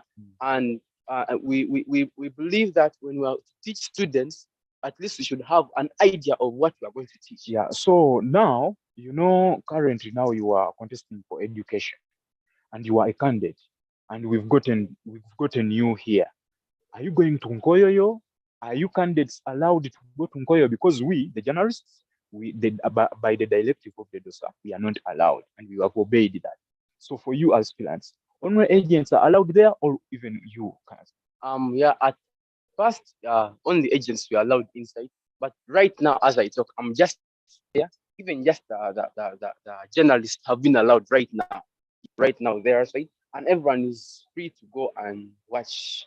Yeah, since they're now addressing the university. Okay, thank you, Mr. Jonathan. Thank you We so wish you success. Thank you so We much. want to see you in the next parliament, being very much vibrant, speaking for the education students, who I might say they are teachers. Exactly. Yeah, thank you. So, Thank you so Bill much. done. Yes, I Yes. Yeah, This is so that was here. Jonathan Okello. Yeah, that was Jonathan Okello is contesting as an MP for education. He's contesting as an MP for education. He has been telling us about what how much expectance does he have in his mindset. And currently now, I want to tell you that numbers have loaded to Nkoyoyo Hall, because here I can see how much students are going. They have tried to be going to Nkoyoyo. So, and I'm assuring you right now that many students, many camps, and I want to tell you, Mr. Bildan and Charles, that here we have sent our fellows, our news sources in different hostels. Today or tomorrow, we might get some people fainting. And don't get surprised when we see Aran Garpin very much full of ambulances because of the results that may be announced soon in minutes by the DOSA. So currently now, Bildan, yes, sir. Isaac, that was a nice coverage when you told us that you moved over almost all the hostels within UCU to get a live coverage of how the voter turnout is standing up. And that is something so very important. That has been one of our reporters in the field near a few meters from Koyo, where the voting results are about to be disseminated. Thank you so very much, Isaac Man, for that great report. Yeah, thank you, Isaac. But let's get back to analyzing the key components of the people that were running. We're having here Amongin, Emeritus Amongin. I'm told she was the first directly elected guild female president of Uganda, Christian Uganda. And I believe, and also according to research, her cabinet was actually very controversial because very many members of parliament, very many ministers resigned from their positions of power. I don't know what caused that, but we shall be analyzing that as UC Focus Team. We shall be bringing all that information to you as time moves on. As on your left corner, there is Honorable Emeritus President of Uganda Christian University, that is Kadaga Timothy. I'm told one of his campaign rallies, one of the hardest, because this guy he had everything to do to make sure to prove a point to the rest of the student body that he is an able leader, be it in financially, be it physically, and also the large crowd. He had a very big crowd pulling during his campaign trail. Actually, it is alleged that this gentleman spent 86 million for campaigns alone. I don't know how factual that could be, but that is what I heard, and it's a very big allegation that keeps moving around. And even had a chopper landing into the university during the campaigns. And he had flickers in his convoy. It is really something I wanted to see, but there's no. Was it worth the position? You know, at some point, it depends on what is worth for you. You know, as a person. You know, if you're able to do something and you have the ability to do it, why not do it? But is it worth? It is up to you, because I believe he felt it was worth for him to spend all those monies. And I don't know if it is paying off right now. But one thing for sure is that Ponda is really ripping from his position as vice president, because he has gotten the position of UNSA speaker, and he has done very well. And I can believe I can authoritatively say that he has ripped a lot from being the guild president of UCU. But for Kadaga, I'm not so certain about that. It is something that we are yet to ascertain. We called him for an interview, but he was so busy for the interview. But hopefully, we shall be having him one of these days on a UC Focus TV to tell us about his journey and where he has reached. So over to him. He was the one we found in the position, and we voted. Actually, I remember we voted for him. We voted for him as well. And I don't know, did you vote for Amponda? I found him already as a... No, we were supposed to vote for them. We were supposed, yeah, that's right. But a lot of people abstained because they weren't informed. You know, we're in the online period. Online period, you're young ones, and you feel you're alienated from the system of the university. But then initially, that is the period where your first day at campus, you're clearing 100% of everything. Well, we didn't meet him. We didn't have the chance to vote for him. But his leadership still remains. his leadership trail, he has left a legacy, and his legacy has been a talk amongst the students. You realize everyone that sits down, you find a cocoon of people discussing and dispatching politics, you will never fail to hear his name come up. In one way or the other, his name on his crops. Actually, you know, anyone could see that Amponda did almost nothing when he was in position, if you can physically look at it. But when you look at, if you go deep and do an investigative research on him, you can realize that towards the period of COVID-19, we were supposed to do an online physical examination. Yes. But Amponda and his government resisted the students doing physical. They went to the forefront. They had meetings with the Senate, and I'm told on several occasions, authoritatively, he was chased out of the Senate meetings because he was becoming very stubborn for them. And he happens to be one person who has been very pivotal in supporting the online transition. You know, we did an online examination, and I believe that has really shaped the e-learning process, the e-learning. It's something that has to be discussed about. And also something that we shouldn't forget, it was during the COVID time that I could see Amponda with a few of his, I think he has found an NGO called Amponda Cares, something like that, Amponda Cares Foundation. And they have been moving to the different needy children, moving to the various people and trying to reach out to them, giving them aid and trying to relieve them from the pandemic that hit the world globally. Wow. Yeah, just next to we have Her Excellency Mirembe Rachel Serwata. We're here to examine her staying power. What do you think about her regime? Well, about Rachel's regime, I have no much to say, but because during the time of our regime is the time we were off semester, and we had little interaction. We had a very small moment to exchange pleasantries, trying to unearth all that they could have done, and as regard to her government.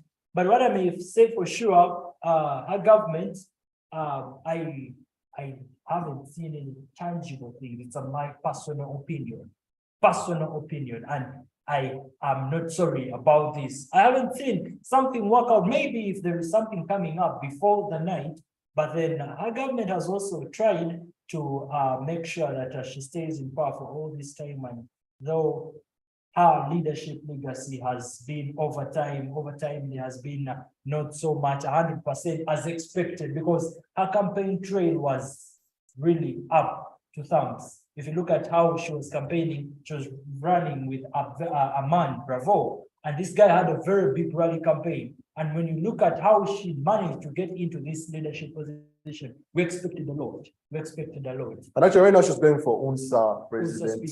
UNSA president. Yes. And I wish the best for her. UC Focus still wishes the best for her. Yeah, sure. And we wait to see what will reel out of it. But of course, we're going to be having her for subsequent interviews. We're having a swearing-in ceremony coming up, I think, in 2 weeks from now. Yes. To swear in the new incumbent, either Jerome Edono or Tuba Timothy. Shall be having that swearing-in period coming up. Just to keep you up in tabs, I think after this election, there's going to be a time period from now up to Monday or Tuesday for the president who is unsatisfied, or the member of parliament who is unsatisfied, to appeal to the Guild Tribunal and awaiting hearing. So we shall be waiting to see which candidate. We shall be closely following the candidates just after the election. I'm sure right now we have foot soldiers with both candidates, both presidential candidates, to find out how they are feeling. If one has lost, how is he feeling? What is the next step for them? If one has won, what is the next step for them? Who is the celebration going to be?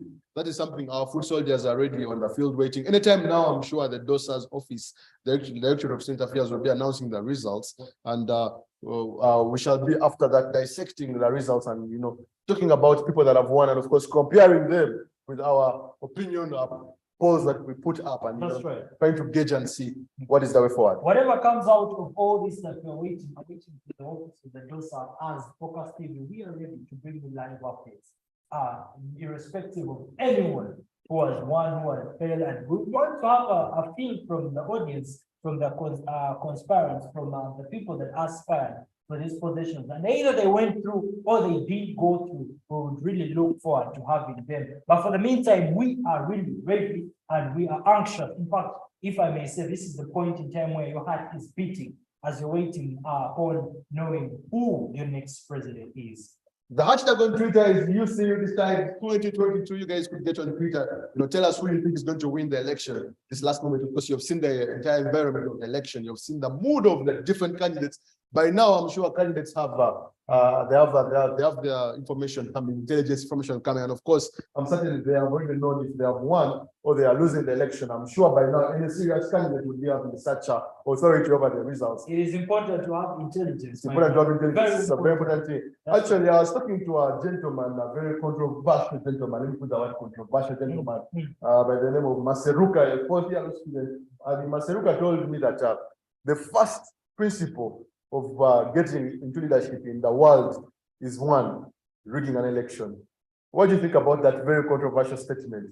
Rigging an election. Now, I think that is, well, you really introduced me pretty well. Rigging an election and controversy, that's no far different thing. They are literally the same. But I feel you getting into position is not about rigging elections. Now, the fact that you rig election, that means even the services that you're going to offer to the people that you're supposed to serve are going to be rigged elections. Because, I mean, it's no doubt how many leaders have we seen? They have rigged here and there, but then their services have not been up to thumbs. I mean, their services have been dilapidating. You look at a leader that comes into power after having very many, hands here and there, and very many things that come up, but then you realize that their output is not comparative to what they have done. I think rigging election is not something that any viable leader would opt for. But much as Maseruka may be a very controversial person, I would actually side with him to an extent, because if you look at the most democratic state in the nation, it happens to be a nation that actually claims that elections are rigged. Donald Trump claims that elections are rigged. Anyways, we shall be coming shortly after this commercial break to dissect for you the results. The producers requested me to continue with the conversation. Of course, we're going to do that solely, and of course, respect when we the talked producer. about, let's go a little into the international politics. Yes. You look at Donald Trump. I last time saw a tweet from one of the credible sources in the media, and he's saying he is planning to run for president come 2024. Of course, the US election provides for that in a constitution, and I believe it is not something that can stop him. If he's coming, well and good, we shall wait and see him outcast Joe Biden. At least now the US public has, of course, tested the apparatus. They have tested both presidents. They have seen how their style of leadership is. So I believe if Donald Trump comes, it will be a very big test for the United States of America. But of course, we're not in the United States of America. We had the Grand Christian University. You decide 2022. The Center of Excellence in the heart of Africa, who is going to be the helm. When they're talking about UCU, the first three people they talk about is the Vice Chancellor, the Chancellor, and the Guild President. Ladies and gentlemen, let's go for a short commercial break. We'll be right back, and we'll be knowing the winner. Thank you.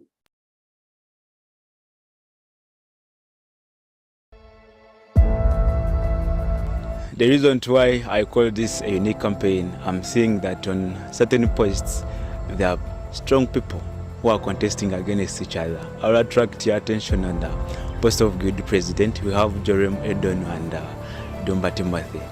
You can't underestimate any of them. It is that time of the year again when the UCU student community is excited as different contestants in the guild elections are carrying out their campaigns on the campus. We took a deep dive into the journey to student leadership at UCU. As we interacted with some of the candidates contesting for MP Law, we realized that the two gentlemen in this race are very good friends. When you look at leadership, leadership is not something of enmity, so on and so forth. No, leadership is someone ready to serve. Yeah, it's a particular person ready to serve. So if you care for your my friend and then you come in for the same position, doesn't mean that we are enemies at the beginning. Okay, doesn't mean that we are enemies, but it means that we have appreciated that guardianship ideology.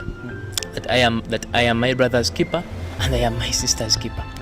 So we come in to all serve. So it's and we leave the choice in the students' hands. Okay, to choose who can be the leader. And that's why in an election like this one, the 2022 UCU Guild election, the choice that we face as students, it's not a choice between two or more candidates that are contesting, but it's a choice between two fundamentally different paths and visions of Uganda Christian University. He's my friend. We up to now we talk, and this clearly shows that politics is not a do or die, because if we can serve in the same office, then that would be the best. But if I can serve with someone else, it's also good, but I would prefer that we get the right people into the office, and that's the message I would send to all the UCU fraternity. The other candidate contesting for this position is a lady called Josephine Aunyo. One of the tactics used by Guild presidential candidates as they are campaigning is to ally with other candidates contesting in the different constituencies at faculty level, residents or non-residents, and in that way they mobilize political support for each other. As we talk to some of the candidates contesting in the different races, many acknowledge the fact that they are independent and neutral. I've not really allied with any Guild aspirants because personally I feel like a campaign should be individually based first and foremost, especially in an institution such as a university, such as UCU. You should focus on your campaign. That is what I'm doing. I'm focusing on my campaign, and I am coming as a Katrina Cynthia, and I'm willing to work with any good president that makes it come 18. I'm not siding with any good president. Yes. I've not allied with anyone because both of them are my friends. So we know ourselves personally. So I can't say that I'm at this side or this side because they are all my good friends. These candidates also reveal some of the experiences that they have had as they carry out their campaigns and how they have managed to overcome the challenges. You meet a voter and it's like, MP, some lunch, buy me juice, buy me this. So it is out of sacrifice. We do not have all that big amount of money, but we sacrifice the little we have. And you think it's worth it, like putting in all that kind of extra effort? It is worth it because people consider your hard work. Yeah, they consider what you have put in. It's not a matter of sitting there and you expect people to vote you. You have to reach out to them. This year, 2 aspirants for the position of Guild President will appear on the ballot paper. Jerome Edonu and Dumba Timothy have all come out to clearly state their intentions for running for the highest office in the Guild government. My motivation to take on this leadership responsibility is the need for me to serve the university community, the student community, the need for me to represent the students who would consequently mandate me with that responsibility, and then the need for leadership to join in the cause to solve our different challenges, because that's like a responsibility that calls for leadership. So these 3 things motivated me to take on leadership, but also more importantly, to be more realistic, and in a time like this when leadership really demands so much from us, I feel like leadership itself motivates me to take it on. For what inspired me, or what keeps inspiring me, is this constant need, maybe one could call it even a hunger, to see people achieve things that they never knew they could. Ladies and gentlemen, welcome back from that short commercial break. Right now, this is a very pivotal time. Celebration all over, celebration all over, celebration all over. I can see the excitement in the UCU society. It is the time that people are really happy. It is the time that the people that put in a lot to make sure that they get into these leadership positions are really happy. Bill, what do you have for us? What do you have for us? Actually, just what I have for us is that right now the DOSA is addressing and unveiling the official president of Uganda, president-elect. And right now she has appreciated the Standard Digital and UC Focus TV for the tremendous work they are doing towards the election. That is information coming into me right now. She's actually happy with the work we are doing. I don't know what people think out there as UC Focus TV brought out the election the way it's supposed to be brought.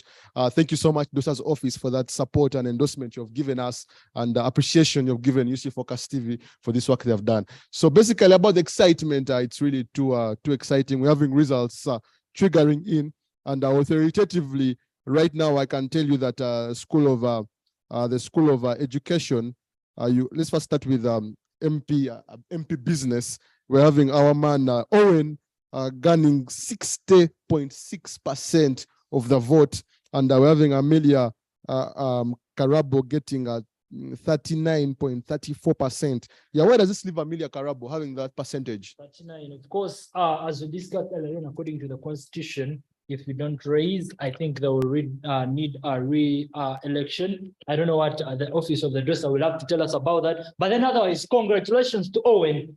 It's been a very good work put up there. Congratulations. It's a very big work put up there. And Focus TV is here to bring you live update. Just like the DOSA told you, it is our work to disseminate the information to you. We bring you all reports from within and around UCU. The great institution, the Center of Excellence is here to bring you live updates. And I'm going to tell you, streaming live from Koyo, we are seeing results are being tallied and the screens are being scrolled. Pages are being. And right now, when the position of Mr. President, right now, in the presidential part, we're having Jerome Edono and Timothy Dumba. The election process have to tell us about this. The office of the DOSA is bringing you live to the table of UCU Focus TV. Anytime now, the DOSA is going to open that photo. When she opens the photo, it's going to tell us what is really happening. Who is the next guild president of the Center of Excellence? You can see the cursor is still moving around. and right now they're opening at Jerome Edono Jerome. Anytime now, they'll be opening Edono Jerome. And Edono Jerome, they're having his percentages. 325 votes. That is 46.65%. Let us see what Dumba Timothy has. That is Jerome Edono. As you can see, the cursor is still agreeing with the result. By the look of things, I see that Dumba Timothy might actually take the position of the president, because if you have a 46%, that means there is a very big percentage lagging. And let's just wait and see. Let's not judge before we see. The official tally center. Focus TV bringing you live updates in your comfort. And there we have it, Dumba Timothy. With 53.35%.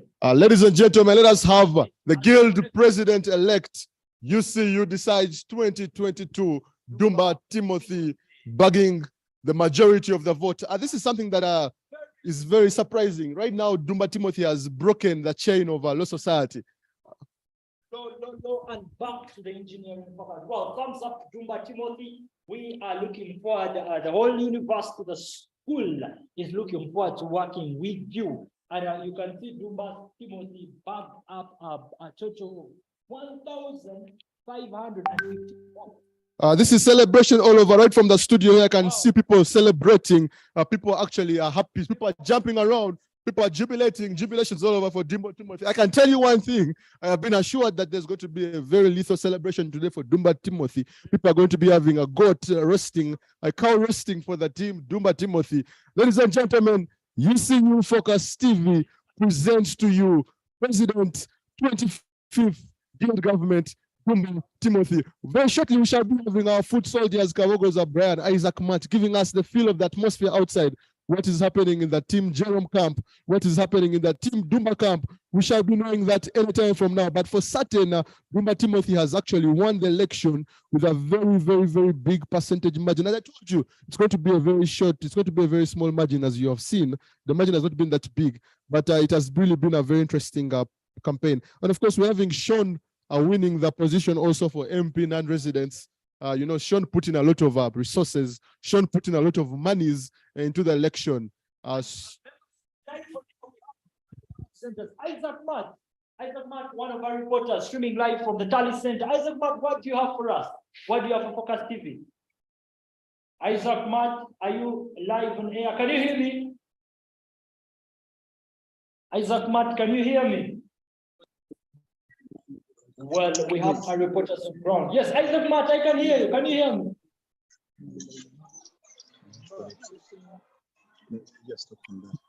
Yeah, hello, cheers. Yes, Isaac Matt, tell us how is the atmosphere from wherever you are? Yeah, the atmosphere is very nice and very much jubilative. Just the truth is that it's a surprise. Dumba Timothy has won. Yeah, if you get to know that the recent governments that have been happening have been from the law school. That is Kadaga's government, Apona's government, and then Serwada's government. But currently now, we are seeing an engineer, a student from the engineering department, winning and becoming our next 25th grade president, sir. So Isaac Matt, just from the environment right now, I want you to get for us some people here. I want to have the feel of what is happening outside. I want to get people celebrating. I want to get people outside. Can you please get us such people? I want to get you some in order for us to get I think I want you to get you. I want to get you some in order for us to. Are you sure? I want to get you some in order for us to be having some. Yeah, I want to get you some in order for you to get the live excitement and jubilation. Yeah, get us them, get us them, yeah, get us them. Yeah,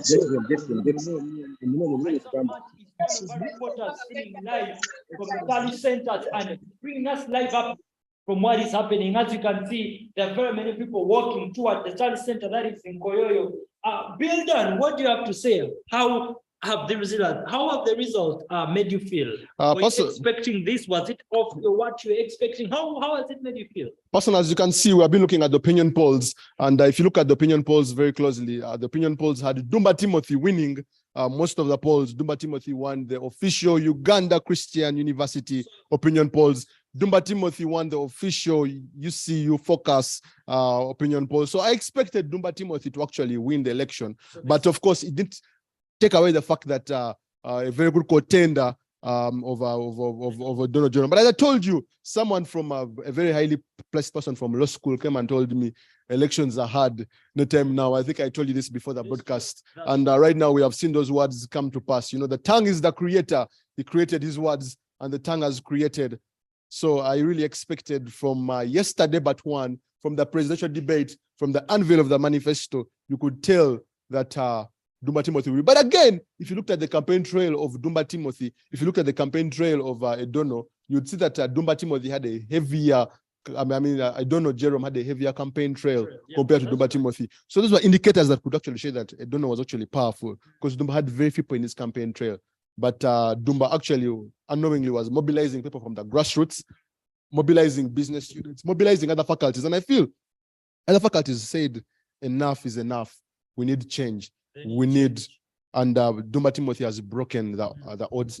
And of course, he's just done what he has done what Emeritus. The regime of Amponda, it has been a law student as the guild president. The regime of Honorable Miriam Berecho Serrada, it has been still the law president for the Law Society. And now we have a change in the leadership. An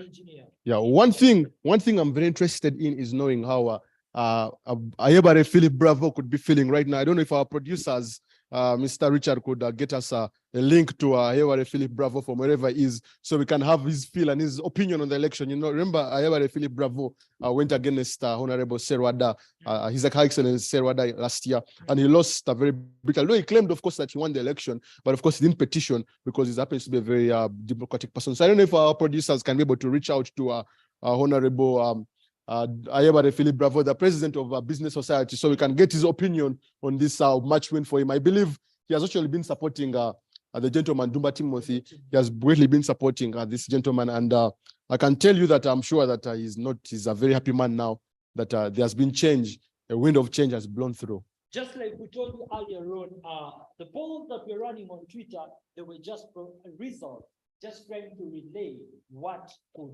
come out. What you would expect from the elections. And remember, these results were not anything affiliated to UCU Focus TV. They were results from the people outside. And but you know, if you looked at the polls very closely, the polls have not been different from the actual results that we have gotten. Yeah, we shall be dissecting later on each participant in the election and what they have gotten, and relate them with opinion poll. What I've seen with the results I've seen, I've not seen a very big difference. Of course, Isaac Matt had a technical issue earlier on. Isaac Matt is coming back to us on air. Isaac Matt, I hope you're now back with a stable network. I know technology is not our father or mother, but I hope right now you are in a good position to give us what is happening. Isaac Matt, what is happening outside there? Yeah, give us a feel of the environment. Yeah, Isaac Matt, the mic is yours. Isaac Matt, can you hear us? I was telling you, we are sorry, our viewers, for the technical issue that we had. Yeah, currently now, I'm near Nkoyoyo. And you see how much students now are heading there. And even other students have already gone out to jubilate. And I'm sure currently now, the excitement that I am seeing on the cheeks and on the faces of different students who have been supporting Dumba Timothy because he has been the presidential aspirants have been the bull's eye in this election.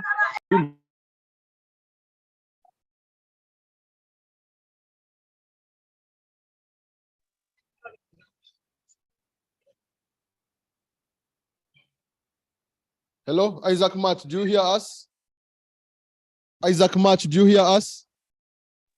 Hello, Isaac Matt. We seem to be losing Isaac Matt. But I think it's the network, you know, it's election process and very many things are happening here and there. The network is also a little staggering. Isaac Matt is one of our reporters. But before, I don't know if the president, our producer, Mr. Elongole Emmanuel and Richard can help me reach out to Yabare Philip Bravo, because we want a detailed opinion, and a simple interview with Yabare Philip opinion, Yabare Philip Bravo.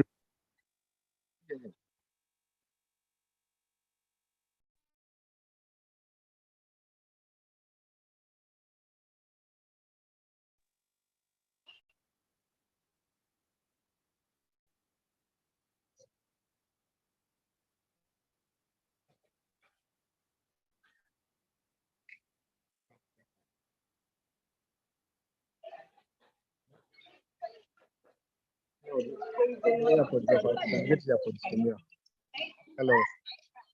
How are you guys? Yeah.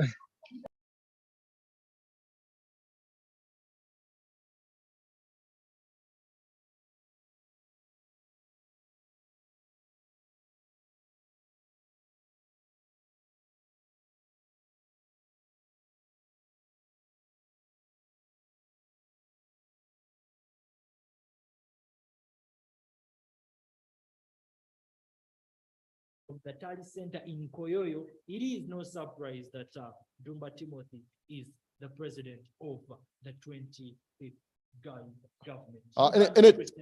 Anytime now, we shall be getting to our foot soldiers who are going to be tracking Dumba Timothy, who will be tracking Edono and know what is happening with the both camps. What is happening with Edono? How is Edono feeling about this? Is Edono going to become petitioning this campaign? You know, Edono being a lawyer, we expect him to not to understand the constitution very well. We understand Edono to being a lawyer to have picked up a specific because I believe every person is going to say at the end of the election has been rigged. You know that. So I believe Edono has been collecting all this evidence, and I believe Edono has something very great to say. So we are going to have we're having foot soldiers who are trying to reach out to Edono to see if they can get to Edono on set and get an interview from Edono. But very surely, I'm sure Dumba Timothy is very willing to give us an interview because he's very excited. The president-elect, 25th Guild government is here to serve. He's not a leader. He's here to implement policies that are to make the university better. I can see the environment outside is very, very happy. Guys are moving and people are very happy. I can hear the noise right from the studio. Yeah. You know, it has been a very hard time for the Guild aspirants. These people have been working it up to see that they really take up these positions. They had very good manifestations. I mean, if you look at the presidential debate, all these people had very good manifestos. Even the day they were launching their manifestos, they had really explicitly good manifestos. But then the leader that was supposed to be and who is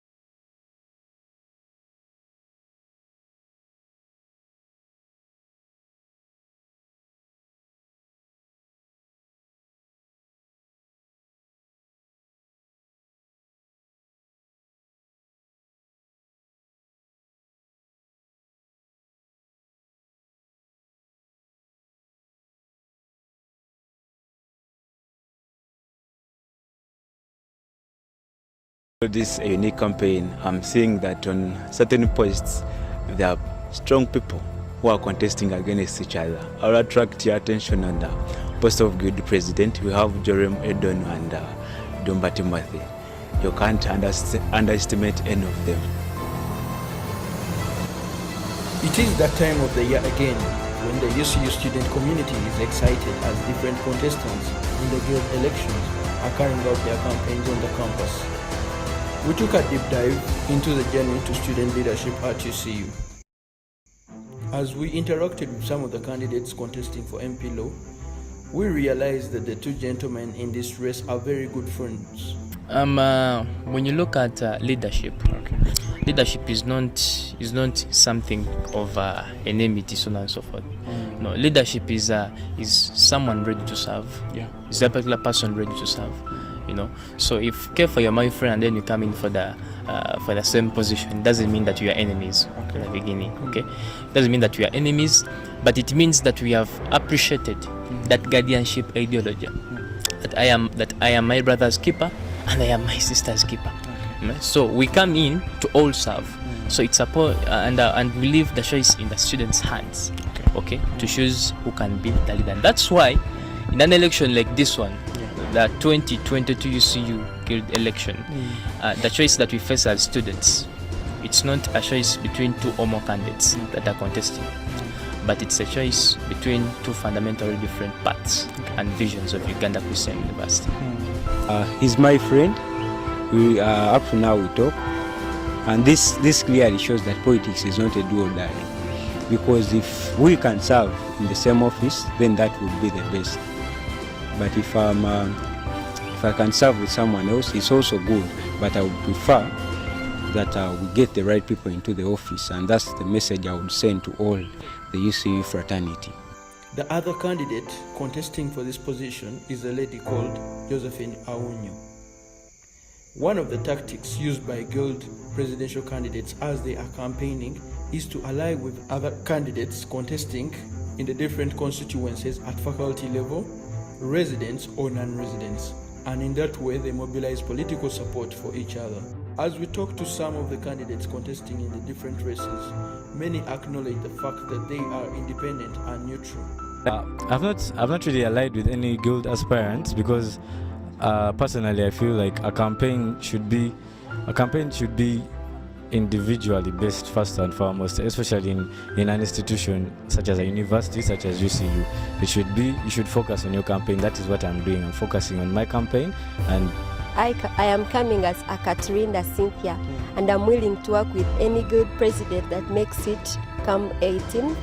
I'm not siding with any Guild president. Yes. I've not allied with anyone because both of them are my friends. So we know ourselves personally, so I can't say that I'm at this side or this side because they are all my good friends. These candidates also reveal some of the experiences that they have had as they carry out their campaigns and how they have managed to overcome the challenges. You meet a voter and it's like, MP, some lunch, buy me juice, buy me this. So it is out of sacrifice. We do not have all that big amount of money, but we sacrifice the little we have. And you think it's worth it, like putting in all that kind of extra effort? It is worth it because people consider your hard work. Yeah, they consider what you have put in. It's not a matter of sitting there and you expect people to vote you. You have to reach out to them. This year, 2 aspirants for the position of Guild President will appear on the ballot paper. Jerome Edonu and Dumba Timothy have all come out to clearly state their intentions for running for the highest office in the Guild government. My motivation to take on this leadership responsibility is the need for me to serve the university community, the student community, the need for me to represent the students who consequently mandate me with that responsibility, and then the need for leadership to join in the cause to solve our different challenges, because that's like a responsive action that calls for leadership. So these 3 things motivated me to take on leadership, but also more importantly, to be more realistic, and in a time like this when leadership really demands so much from us, I feel like leadership itself motivates me to take it on. For what inspired me, or what keeps inspiring me, is this constant need, maybe one could call it even a hunger, to see people achieve things that they never knew they could. All through my life I try my best to make sure that the people around me together achieve things they never thought that they could. So now when I joined UCU, it was just to do the same thing. That's why the slogan is "Let's go further." One question that we had to ask these candidates was about the issue of alliance and for benefits. Both of them gave us their side of the story. I bring you money, you appoint me in your government. So I would like to know, have you signed any agreement yet as you so far? Well, that's very interesting of you to start with. I haven't so far signed any agreement, and many of the people who are supporting me, especially very caught the whole cause as well, haven't engaged in such selfish interests really for themselves to propel.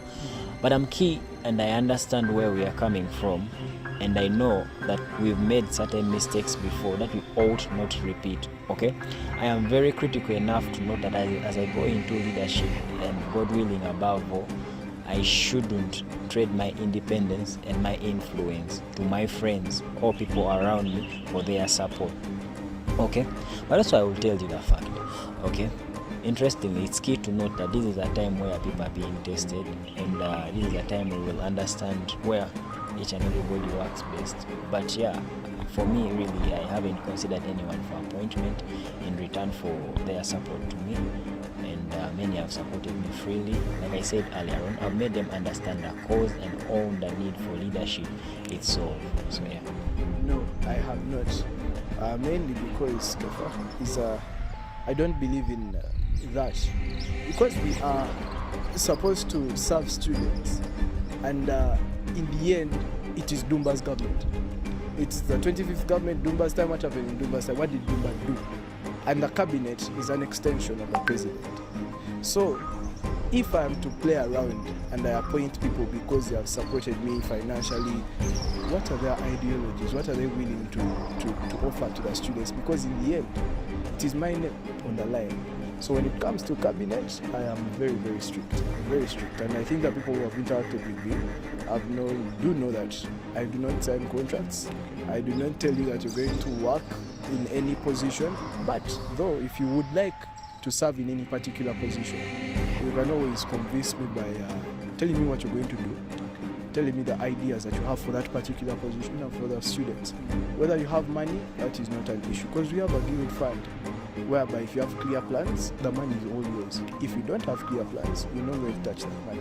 So I just want ideas. That's all I need. The money is there.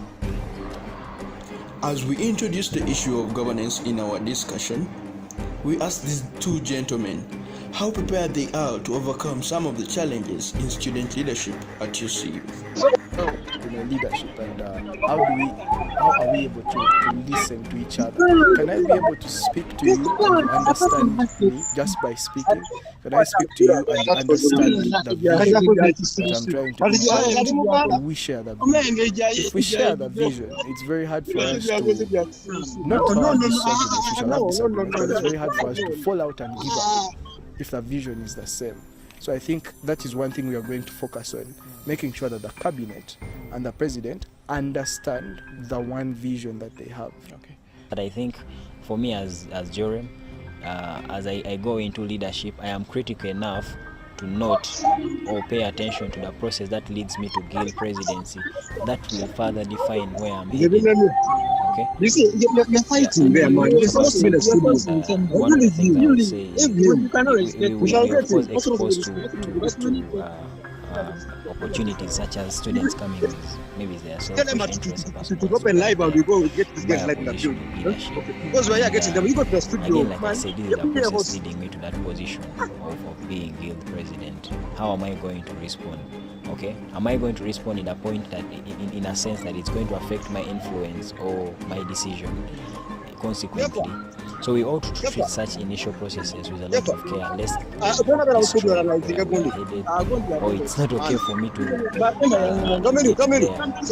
get the product, but the process. So in as much as we want the product, we ought to pay attention to the process. In the previous instances, we have seen opponents in the guild race working together after elections. The incumbent guild president, Mirembe Rachel Siranda, appointed her opponent's campaign manager, Chivuna Jonathan, as her vice president. Joram and Timothy disclosed their reasons why it may or not be possible for them to work together after the elections. So you as Joram, are you willing to work with Dumba, regardless of the circumstances or what is going to come out of the elections? Are you willing to work under Dumba, or are you willing to appoint Dumba? Okay. Thank you very much. I think it's key to note that as we go in for Okay, this but election, we but differ on policy and not on sentiment. So we shouldn't take our differences beyond just our political maturity. And so it's okay to acknowledge your competitors' strength and then take it on or build on it. So I would happily work with anyone for in as much as the process that led us to the result wasn't one that was injurious. Okay? Because again, like I said earlier, this is a test for me and Timothy. And after the election, we will definitely get to understand who was doing it as a do or die. And to have such a person in the government would mean it will be a mistake to have. Because usually what makes someone take an election as a do or die is having selfish interests. And when you carry all those selfish interests to the mill, it is going to be very injurious to us. No, So, I don't know if them can come.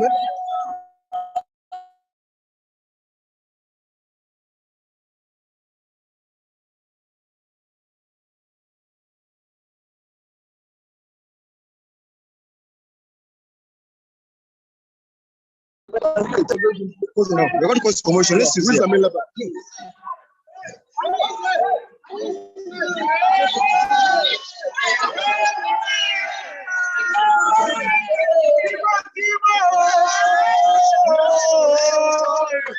Just come to us.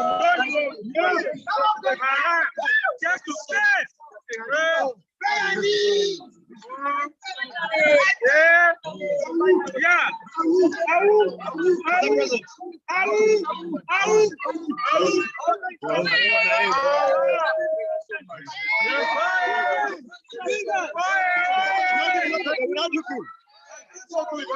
I have no words at the moment. We're celebrating with the team, we're celebrating with the people that voted. That we are going digital. He knows the dynamics, he knows the principles, and guess what? He knows IT.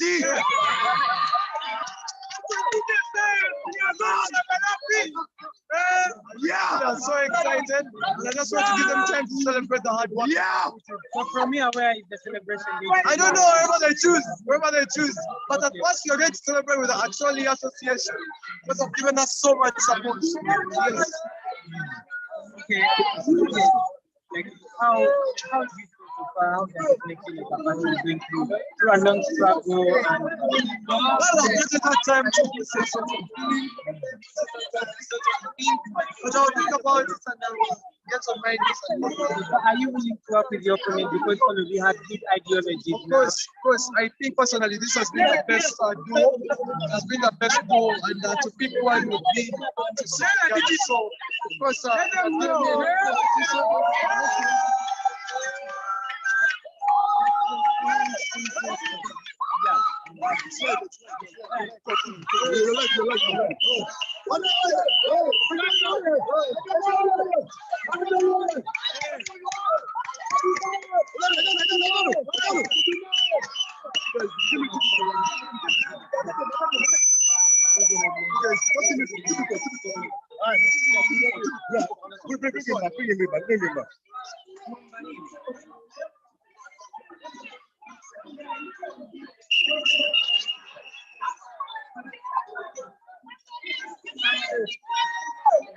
Talk to us. You're live on TV. Talk to us. Yeah, man. No fire. No fear. Fire.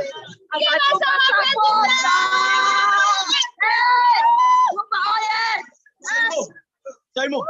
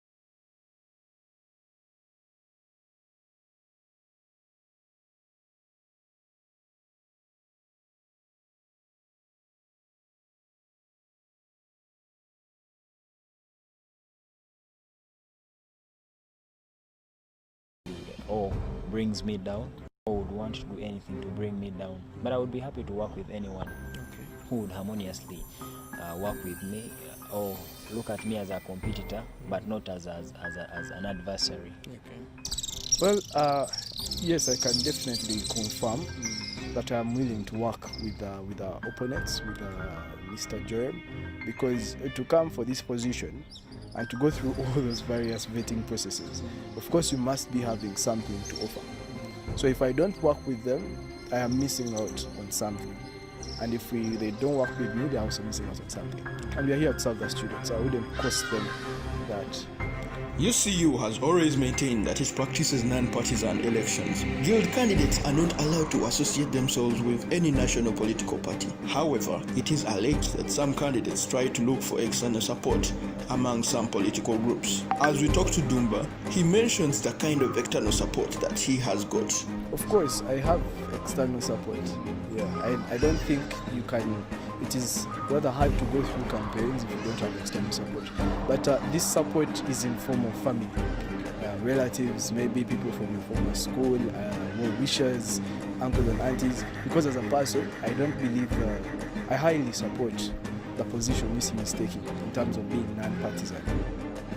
We asked Jerome, as a candidate who has gone through the vetting at faculty, whether he shares the same view with some of his colleagues from the School of Law who believe that if there was no vetting at faculty level, they will have a chance to bring more candidates in the guild race, which increases the chances of the School of Law producing a guild president.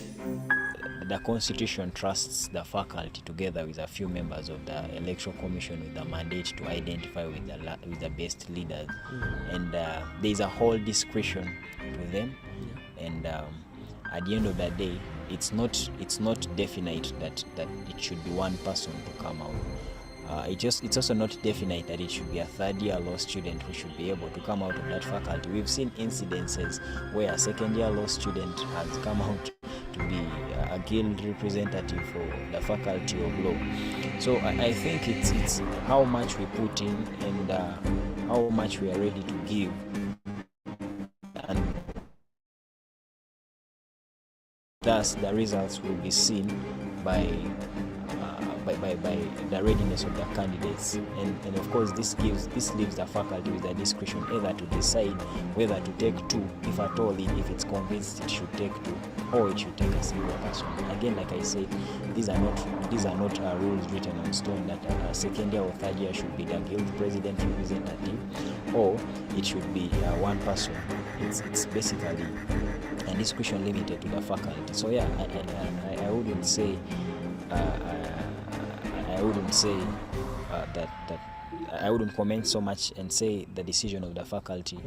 Yes, welcome back from that short commercial break. Now it is with no secret that the current guild president of Uganda Christian University is none other than Dumba Timothy. And now with me in studio, I have the guild president of the Uganda Christian University, Mr. Dumba Timothy. Thank you for joining us tonight. Thank you for having me. How does it feel, that feeling of winning a very tight election? I just can't describe it. It feels like it is yet another milestone completed. But then again, I feel grateful. I feel like it's grace, you know. You do your part, you work hard, but still, when God picks you, it's different. And now, Dumba Timothy, if you look at the election, you've beaten the odds and you've beaten the strongest society, that is Law Society. It's a special feeling for you. Yes. How do you feel about it? That is, I don't even know, because it is one thing I've noticed is that if they see capability in you, then they will give you the vote. That's right. They will. Now, just to ask an abstract question. So where did the results find you? The results for me at Bishop Tucker.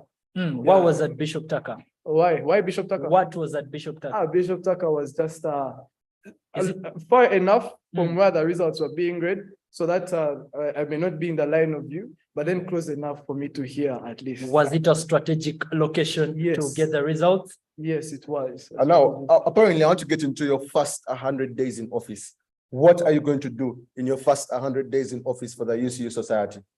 Well, as an individual, as now sitting Guild president-elect, I have my own ideas of how we could utilize those first 100 days. But then when we pick the cabinet may advise otherwise. But then to answer what I would like to do in the first 100 days is to establish one of my, the reason I stood, and that is to keep the electorate and the Guild government together. I told people that the 25th Guild government will not disappear after campaigns. So in those first 100 days, one thing I can promise is that they will feel us, they will see us, and they can talk to us. Now, Mr. President, I really don't want to cut, you don't want to dig into your time, because right now you are supposed to be celebrating with your voters who are outside the studio and of course hoping to bang and enter into the studio. So right now we want to release you to go and have celebrations, and hopefully later on we shall be having alternative interviews with you to establish your first 100 days in office, to establish your manifesto, and of course to know the way forward. You're having a swearing in a few days from now. We hope before that we shall have an exclusive interview with you. Thank you so much. Ladies and gentlemen, this has been an exclusive UCU Decides 2022, sorry. And I'd like to thank you all for being very diligent with us, viewing us from the hour of 1 p.m. till the hour of 6. Right now, we have had a lot happening. We have had very many reporters in the field reporting different incidences.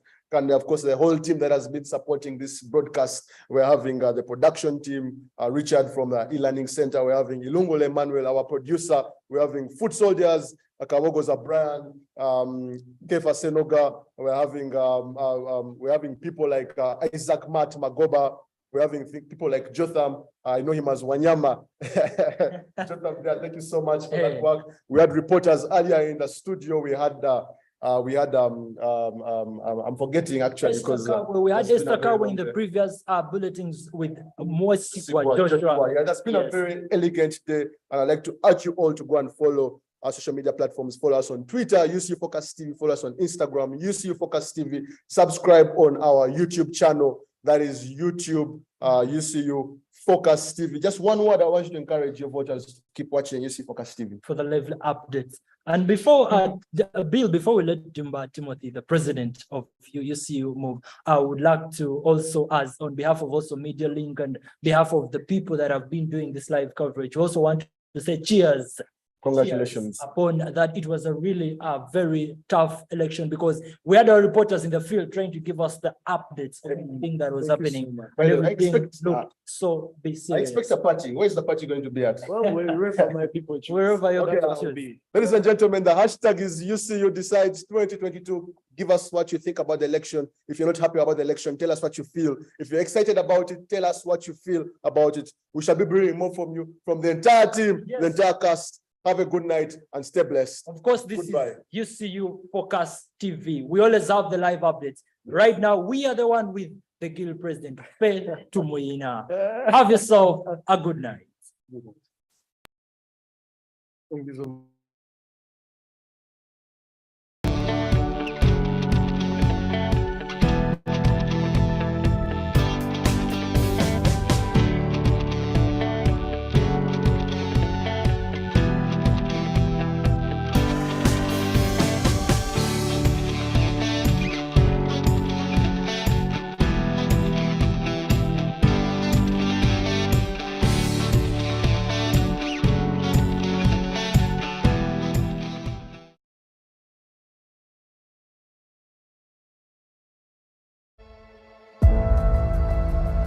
The reason why I call this a unique campaign, I'm seeing that on certain posts, there are